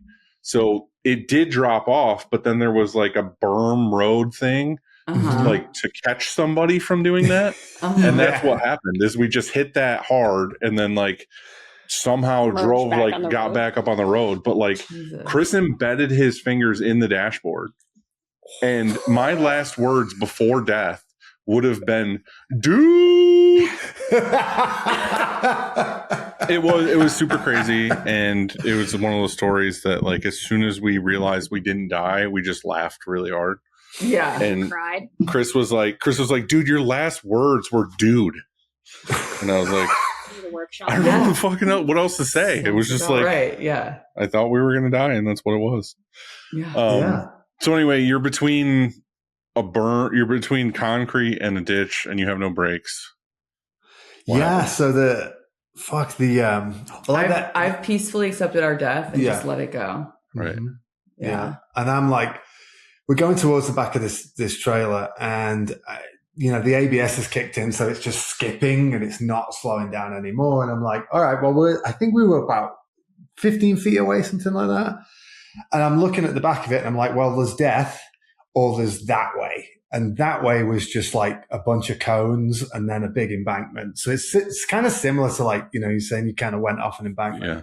So it was that. And it was just like, okay, well, that way then. And I was like, the trailer's going to flip, but we'll probably be okay. We'll survive, we'll be fucked, but we'll survive. And dude, it was the hitch. I'm sure of it. But we go off, we go bounce down into this ditch onto this verge. And then we kind of like, the trailer comes in after us. We bounce back out the other side. We just kind of look up to our left where the guy who's sat in the tractor trailer is just like looking down at us like, what the fuck? He's videoing it. Yeah. Seriously, right? And we get back onto the road. We end up on a closed on-ramp. So we just get back on as if nothing happened. And we were just like silent, like, what the fuck? Like, That was the universe telling you you're not as good as you think you are. Slow the fuck down. Slow down. The fuck down. Slow You down. can't You never. stop I told that you when we quickly were with all in this weight. California that you never know what worse luck your bad luck saved you from. Yeah. Yeah. This is very true. Yeah.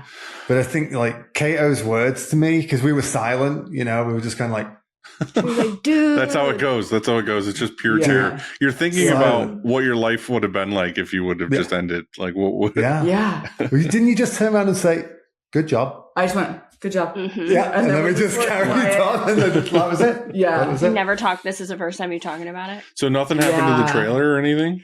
Dude. There was like some grass stuck in the side of it. It was, was it. It was fucking fine. It was It was crazy. pretty unbelievable, to be honest, when we kind of ended the journey and we look back on it and we're like, oh, you remember when we nearly died, And we were like, that was pretty gnarly, But yeah, we made it out of it. So it was all right.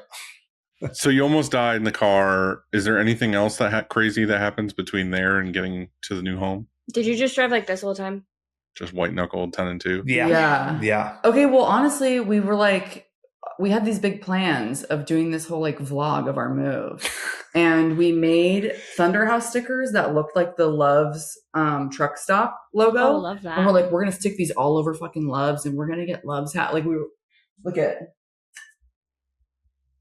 Yeah. Oh my God, Those I are love sweet. it. My dad drove Yeah. truck for 10 years. So he had the Yeah. most Loves Sick. points. They'd be like, oh, Yes. someone needs AirPods. And he's like, well, I have 1 million Loves points. So, and Pilot. So Dude. we'd like go buy shit at Loves and Pilot with his million points. those. No. Those we had stops Marlboro are the points when shit. we were kids. That's Oh, right, We're, baby. we're Miller Lighthouse. So oh. no Can we all smoking start in smoking again? Marv Smoking Red was cool. points. The funny thing is this talks to the age that we grew up in, where it was like mom would be like, all right, boys. She'd pull out the catalog and be like, pick something you want. And it was the Marv catalog of just like, Oh, Hell yeah. yeah. Did you ever get one of those like jackets with the I was literally just thinking of the leather jacket, like the Marv so jackets. cool. Yeah. I did a photo shoot for Virginia Slims one time, and it's like they don't even do ads anymore. I don't know what it was even I don't for, think but so. it Yeah. was like the I don't think most. they're allowed.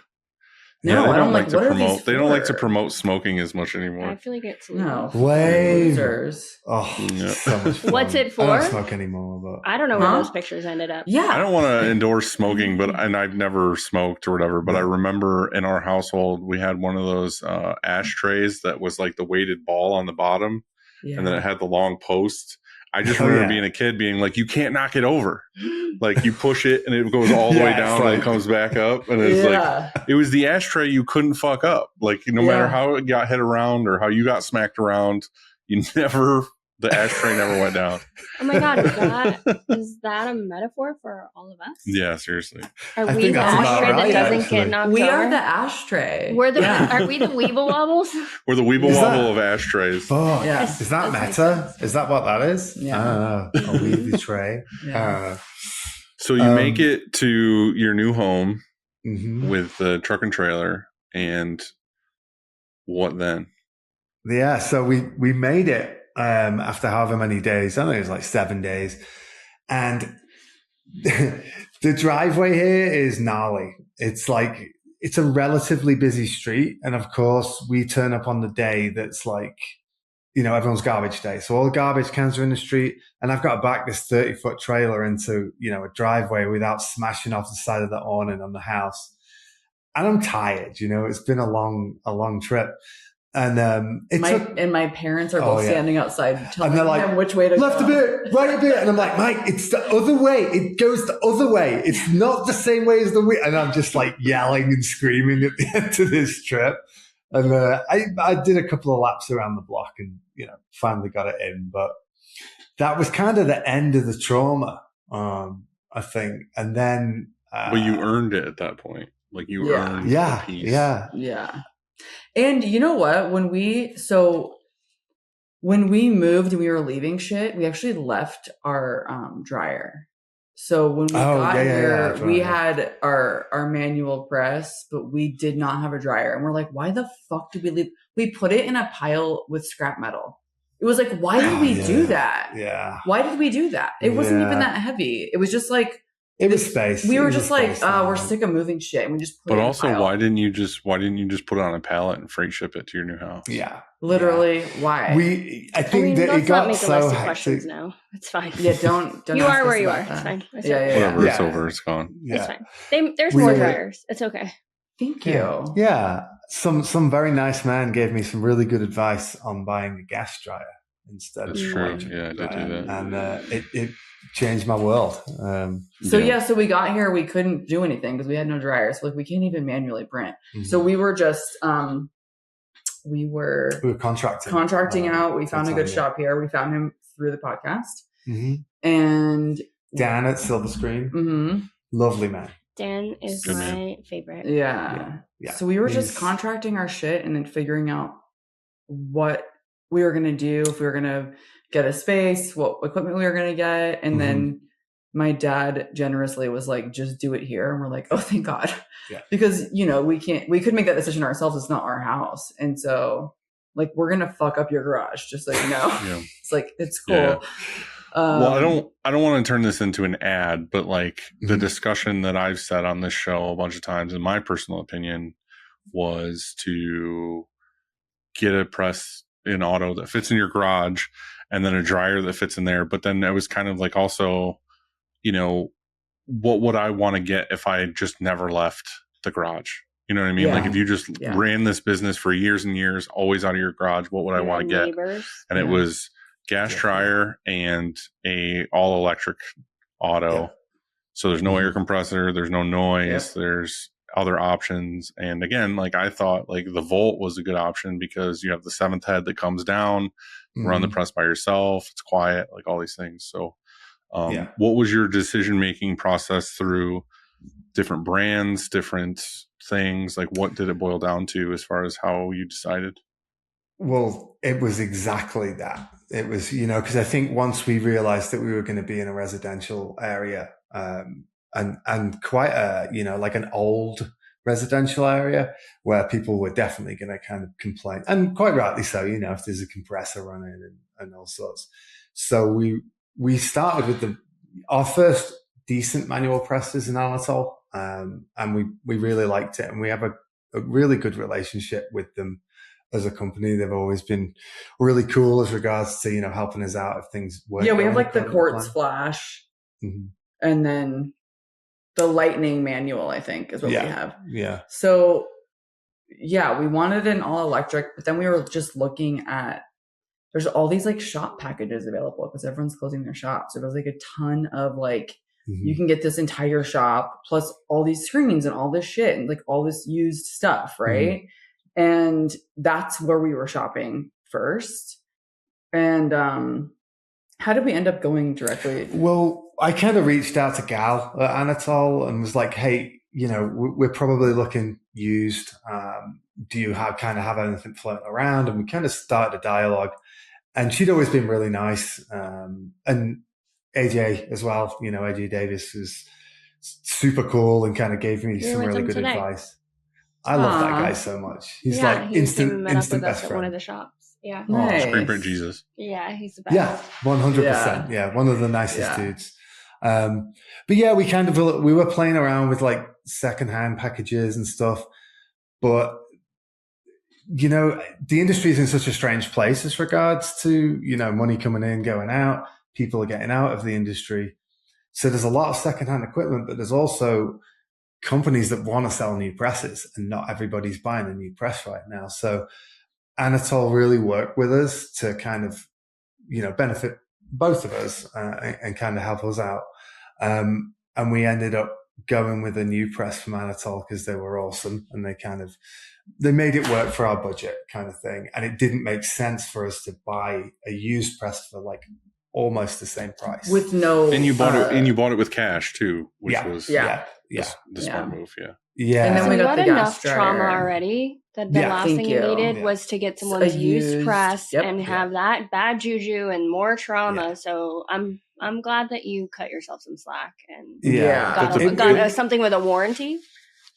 Exactly. Like even the used presses that were like a year old have no warranty because you can't change hands and still have a warranty. So it was like, Yeah. It was a tough decision financially because, screen printing is an expensive business. It's like I could buy this or I could buy a couple of luxury cars, and it's like it was nerve wracking. And all I want in life is a couple of luxury cars. So it was a really hard decision to make.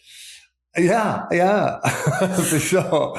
But, it was a tough decision. And again, we were kind of like, oh, well, we could finance it and just keep kind of the money from the house sale in the bank and that. And then, a couple of people, very wise people like yourself were like, if you can buy it. Why did you make that decision? Oh, because you told them to. Yeah. You were like, dude, just buy it. Like don't have a hurts, payment. But, And then the same with the dryer. Because the first thing you'll do is you'll pay the deposit or the minimum amount that you need, and then you're like, you know what I'll do? I'll pay this off in a year. I'll put down extra money. I'll do this. But what will happen is you'll burn through that cash, and then you're going to pay the minimum payment for 5 years or 10 years or whatever it is. And then you're going to be like, fuck, I still have a payment. Oh, when is this paid off? Oh, and 6 more years. Shit. Cool. Yeah. It's like a credit card, isn't it? You're like, oh, I'm going to buy that, I don't know, watch. I'll pay it off as soon as I make that money. You don't. You leave it on there, and you buy something else. And so. And it was really just like, we're investing in our business. And like, this is our investment. It's like this equipment. Yeah. So. Or investing in ourselves, I suppose, it gives you some, motivation to definitely make it work. Yeah. Yeah, and you had to do some finagling too with getting that dryer and whatever because you had to figure distances around things, being able to fit your body around. And even I remember power. we talked about that for quite a while as far as it's tight. It's how really many tight. feet do I need to walk around this press? I was like, dude, well, difference between me and you is a lot. So, oh, do you have to squeeze the wall on one side to walk by? Yes, that's cool. That's what we have to do. Is 11 inches okay? Yeah. How about 7? Yeah. Cool. Yeah, I mean, but you make it work, don't you? It's like, it's one of those things. Printers seem to be very resourceful people from the people I've met, so far, or we've met, so far. And, I mean, one person that I'm sorry, I'm kind of tangenting as I do, but one person I'm so stoked to kind of just know through the internet and enjoy watching their journey is Brad at Industrious. Because I followed him, and again, he I think it was an interview that he did, put out some great advice early on that I kind of listened, and I was like, that dude seems awesome, and I really like what he has to say, and he's super humble. And I followed him from AWOL, and then he was doing has been doing his own thing, and dude, I thought that I had it hard with certain things of like, you got to break this press down, you got to rebuild it, you got to do this. That guy does not stop. Him and his wife just and their baby seem to be, dude, I'm carrying the baby around on the back. So whenever I am having like a bad day and I want to complain, he's moving. Dude, again, and it's like his attitude. He's like, I just finished the mural. So stoked. Yeah, totally. And I love watching his stuff and his journey because it's a real reality check. If you think you're having a bad day, guess what? You're not having to redo your shot. Brad is surviving a better one. Yeah. But he'd make it, grind it hard and hustle culture. You'll get there eventually. Hustle hard. Yeah, exactly. But screen printers are kind of like that. They just seem to not complain, get on with it, and make good with what you have. To kind of wrap this up now and get to the point of where you guys are, is it still like, do you feel better? Do you feel the universe and the weight off your shoulders and a little bit more? Like, I know you're starting a new company and you got all that kind of stress, and it's January and early February, whatever. But as far as your previous life and what you were going through and what you were doing, do you feel energized now? New space, new equipment, new focus, like the both of you, do you feel good right now? Do you feel on the right track? After you. I'll go. Yeah. I really do. It's so weird. Like, first of all, I'm sorry that you're in New York and it is so fucking snowy there.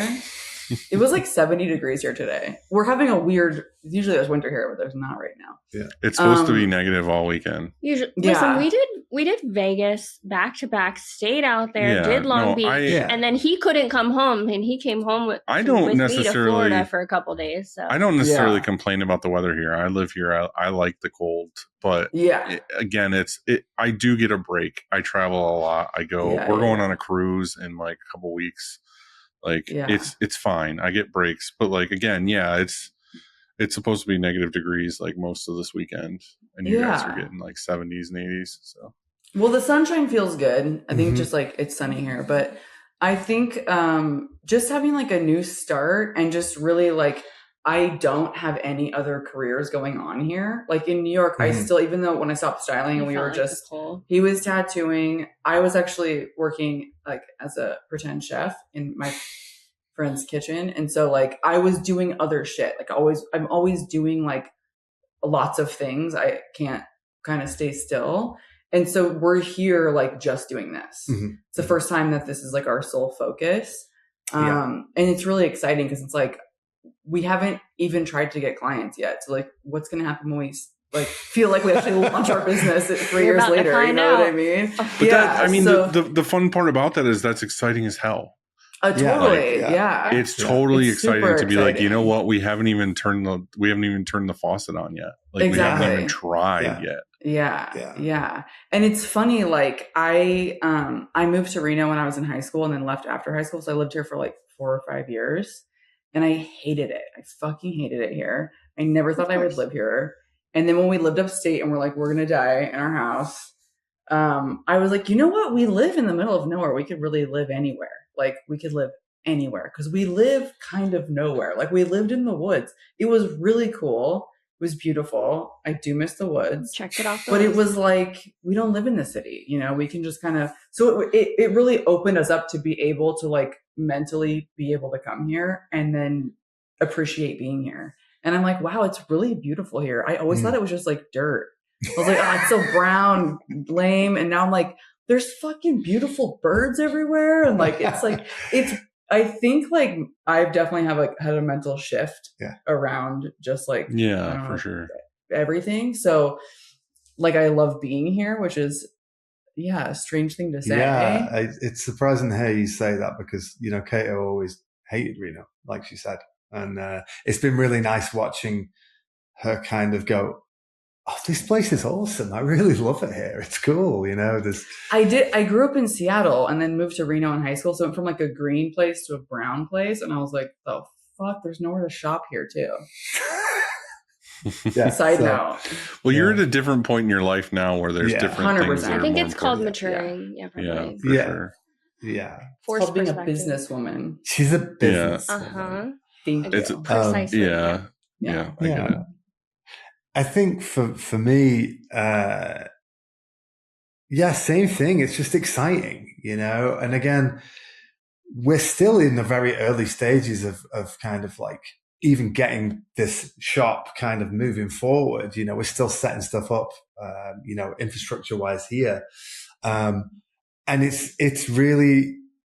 It's just super exciting, you know, and we're meeting a lot of people in the industry. You know, I mean, Long Beach was such a great opportunity for me to be there and kind of network a little bit. I hate using that word, but you know, I met so many awesome people that were so again welcoming, you know, and giving with their time and information. And there was no kind of like feeling of, oh, cool, this is dude's been doing it 5 minutes, you know. People were so giving with everything, and it's just like a very exciting time to be kind of creating something new for ourselves and kind of moving it forward in a different place, you know? Yeah.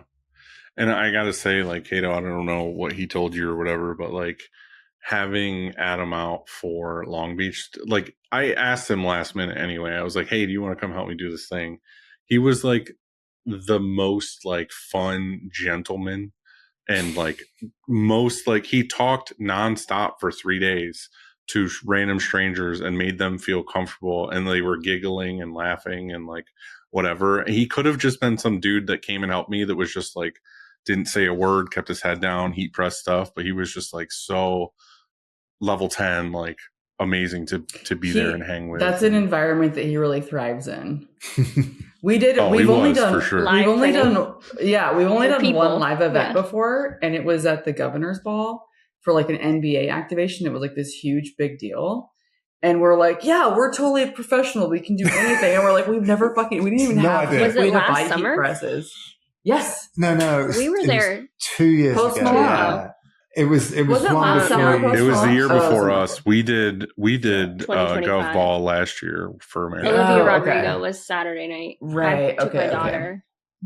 Oh, cute. Yeah, that's cute. We had Sexy Red, Yeah. but we had Post Malone. I fucking love Post Malone. But it was like we went there not knowing what to do. Not a And then clue. it was just like, oh my God, this is where we belong. Like we were just like, like old ladies love him and like teens love me. So it was like, what's up? Like it was like my target audience is like 53 to 60. That's like You did That's tell right. me that. You were Yeah. lighting them up. they love him. they love They it, do. right? And I love them too.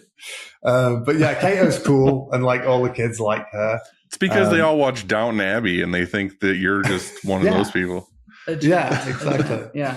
But no, I mean, I'm super grateful that you asked me to do that, mate. I had a really, really good time. Dude, it was Yeah. so fun. It was awesome. And I super God, he appreciate talked you about doing you that. so much when we get back to the hotel. The bromance, It it really It's lit. real. It was good. Yeah. It's real. I was like, And then do I'm I glad- need to be worried? I'm glad you got to experience that shitty ass fucking ghost tour we did too at the end. Oh, I heard God, about what? how dumb that was. It was Oh, so He was like, dumb. I wish we had like an engineering tour instead. We got to.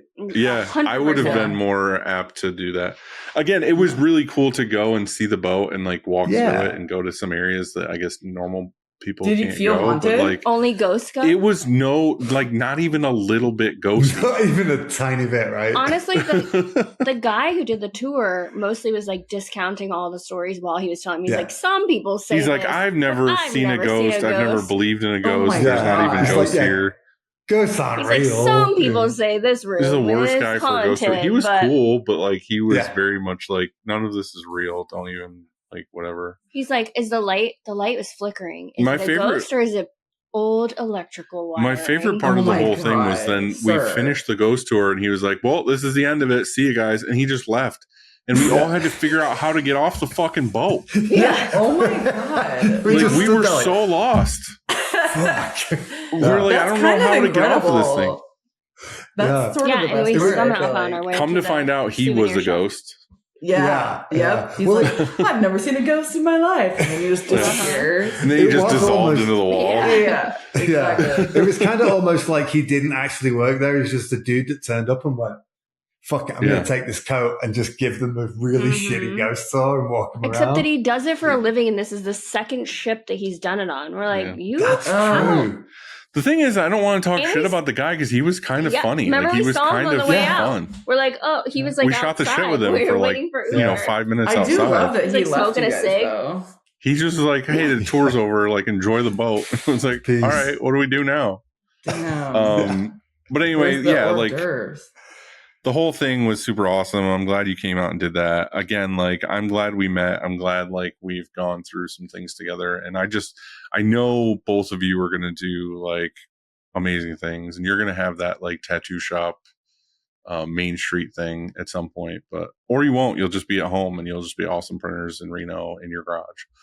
Oh, So Thank I don't you, know. man. I think you guys will do great things. That's all I want to say. All right, really let's get to the fun appreciate that. questions. All right, let's do it. What is your ideal perfect candy? Ooh, you go. Okay. This is a really hard question to answer. But the first thing that came to my mind is like a chocolate covered gummy thing, because you have the hard chocolate situation and then you have the gummy situation. I would choose a Swedish fish. Oh, To be chocolate. chocolate? Okay. Yeah, chocolate dipped. You look I disgusted. don't think I've ever had. I don't like that combo very much. It really bothers him. Those are two different families. You of know- his This is mind, not and for he doesn't you. want them This to is mix. for me. I don't like. Yeah, I know. I just the idea Don't of look at his face. like fruity chocolate stuff doesn't sit well with me.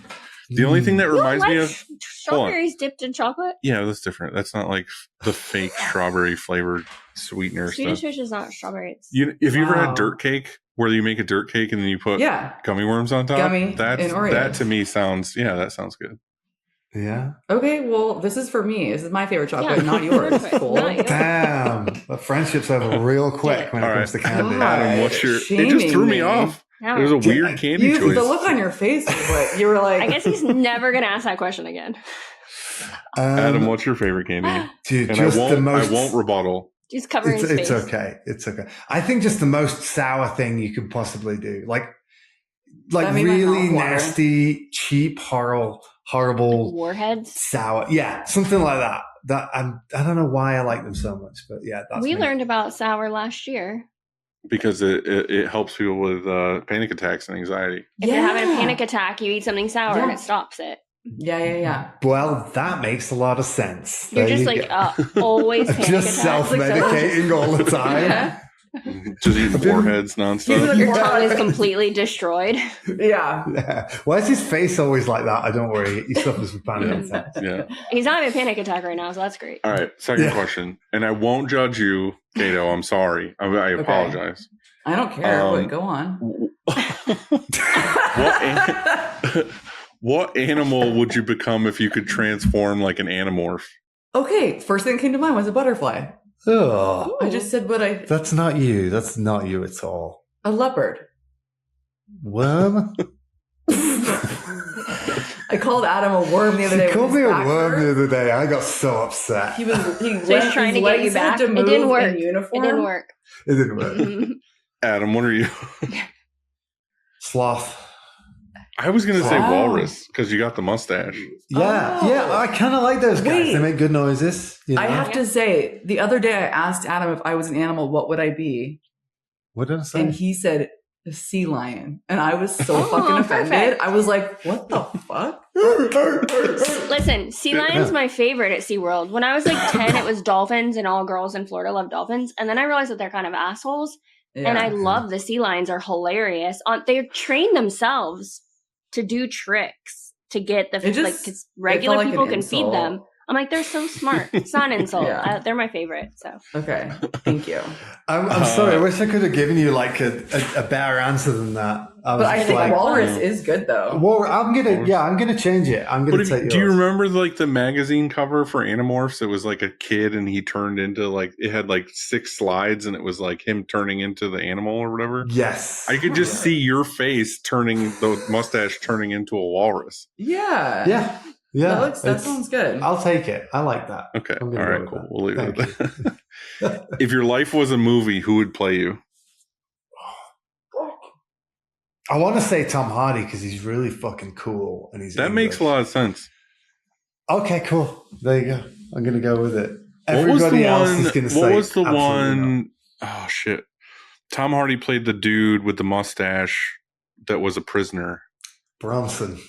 Bronson. There you go. That's what I thought of when you Yeah. said Tom Hardy. Yeah. We have a similar visage, so Yeah. I'll take that. I like that. Chloe Okay. Sevigny. Yes. I don't know who that is. Why? yes, you do. She looks like my mom. She does. We're gonna take a Google break so I can see who that Yeah, is. yeah. No, check it out. Oh, I do know who she is. Yeah. Yeah. Maybe if you didn't have the glasses on. Yeah, without the glasses. Hunter S. Thompson over here. She was you in know? Zodiac. Oh yeah. One of the people got killed. I mean, didn't they all? I'm gonna have to go watch Zodiac now. I love that movie. I just told her I do too, and I So was just good. telling her that we should watch it. And I was like, you would really like this movie because of the puzzle of like figuring. Well, they obviously didn't figure it out, but Mhm. Those the idiots. scenes, I'll figure it the out. actual murder scenes in that Exactly. movie are some of the most disturbing like murder Dude. scenes in a movie. Yeah. That is such a scary murderer. Yeah. Yeah. All right. What is a food from a movie or TV show you would love to try? And I know one that popped in my head immediately as soon as I heard this question. So the disgusting mess that Macaulay Culkin makes in Home Alone, when he's first left and he's Oh, just the like ice putting cream. ice The cream, ice cream? and Yeah. that And I wouldn't like it, but I just remember growing up being like, that is adult food. That's a what great. you do. That's a great answer.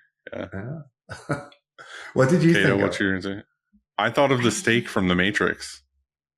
Oh. When he's eating the steak and he's like, I just want to forget that the Matrix is real because this is so juicy and so amazing and whatever. And I was just like, I've always wanted to take a bite of that. I always thought it looked so Okay, good. It sounds like a good I thought steak. of a good one, I think. Go. The for it. trifle in Friends that's like beef and custard. I do think I would like that. Yeah. It's like half of one recipe, half of the. I think that'd be good. So Kato does have some strange like eating habits. Get your meal all in one. Yeah, all, protein meal and and dessert. Get it all done. Yeah. It's really efficiency, I think. I like a savory sweet situation. I think. I was going to say, that's what I'm learning about you is that you like to just mix the two together. Yeah. Top 4 favorite movies of all time. Fuck. Oh, God. Please, you go first. Silence of the Lambs. Mm-hmm. The Fugitive. This one's going to be like a little where your head's bit at. maybe weird, but Double Jeopardy. Ooh, that's a good I know, one. right? It's like, is love it top 4? I don't know, but I fucking watch it all the time. I haven't watched it in so long, but I Wayne's did really World. love that. No? Oh, fuck yeah. What about Romeo and Michelle? The thing is, like, Romeo and Michelle. You can do That mine would be for in me top 'cause- 10. Yeah, Legally Blonde, Clueless. I just watched it with my daughter. We did Legally Those are Blonde, 10 Things see- I Hate About You. See, that's the thing, though, is with asking this question, the first 4 that came to your mind are more like, Those are my 4. I feel like those are Stopped at those are the Wayne's things World. that are you. But then Yeah. when you start going off of that tangent into your top 10 or another 4, it's like, I would like to like these 4 where you're like Legally Blonde, like whatever. Those are movies that make me feel good. Yeah. Like, Legally Blonde makes me feel good. Oh, Romy. All right. All right, Okay. Adam. You can do it. I'm struggling a little. And I've listened to the show so many times. I'm like, I got the answers to these. And now I'm like, I don't know. Are But they all Tom Hardy movies? funnily enough, one of them is. It's a great movie, right? So I'm going to start out with a left field with my favorite movie of all time is Amelie. So Isn't that the one with the like 5-minute orgasm or whatever? possibly, yeah, at the beginning. It's set in Paris. Yeah. The French are always orgasming. Yeah, That's all that what they movie. do. That's all I remember about that movie. But it's Yeah, probably because yeah. I watched it when I was younger, and that's all that stood out. Yeah. I'd say that was my number one for a long time. He's like, it's my favorite movie, but the first 5 minutes. Yeah, only the Yeah. first one. Yeah. And then The Drop with Tom Hardy. That is a fantastic movie. It is a really good one. Yeah, I like that one a lot. The Goonies. Uh-huh. And yeah, I'm going to go with Bro Movie. The Town. Oh. Dude, I that's wore a my good town. one. I wore my town shirt a couple days ago. I love that movie. I love it. I love everything. You know about what? it. It's so Adam and good. I like Ben Affleck, and people laugh at us as they fucking hate him. But I'm like, I kind of I love don't him. know. kinda I like love Ben Ben Affleck. Affleck. Yeah, Yeah, I do say. very much. Yeah. Yeah, he's good. Yeah, The Town. That's a great movie. Yeah. It's good, and that's one I can like go back to again and again and again, and I don't get bored of it. And Even though Blake And Lively's they're- in it. A lot of those movies are based off of all the people who geek out on liking Heat, and they're making a Mhm. Heat 2 now. Oh, Yeah. And that they're saying that like the Val Kilmer type of character from Heat is going to be DiCaprio. Oh, I like that. that could be good. That'd be good. Yeah. Yeah. It'll be really good. But is Al Pacino You know- going to be Al Pacino in it? Or With his I don't scarf. think he Yeah. can pull that off Fucking- again. have you noticed that? Like as he's got Mascot. older, he's like getting more conscious of his turkey neck. I mean, hey, we all get old, right? I'm not knocking it for Yeah. it. But in every movie, he has to have a scarf on, and he's like, he's insistent on it. He's like, I'll do it, but I got to have a scarf. He'll take you a huge pay cut if he can wear a scarf. know? 100%. 100%. Yeah. for Yeah. sure. Well, again, thank you very much for doing this with us. And it is the latest podcast I've done, I think, I know, ever. you guys It's must be so 11, tired. 15. Yeah. No, I'm not tired at all. Honestly, I want to go watch Zodiac right before bed. So. Hell yeah. I'm I gonna was do sleep it. for 2 or 3 days. So it's fine. Yeah. Let's FaceTime and watch Zodiac. Let's do it. We'll just cut out the murder scenes and skip it. Yeah. They're not Yeah. necessary. Yeah. Totally. the story. Then I'll Really. watch it, yeah. All right, guys, enjoy your night, and I will talk to you both very soon. Thank you. Thank you so much for having us. We really appreciate it. Bye, Hell yeah. guys.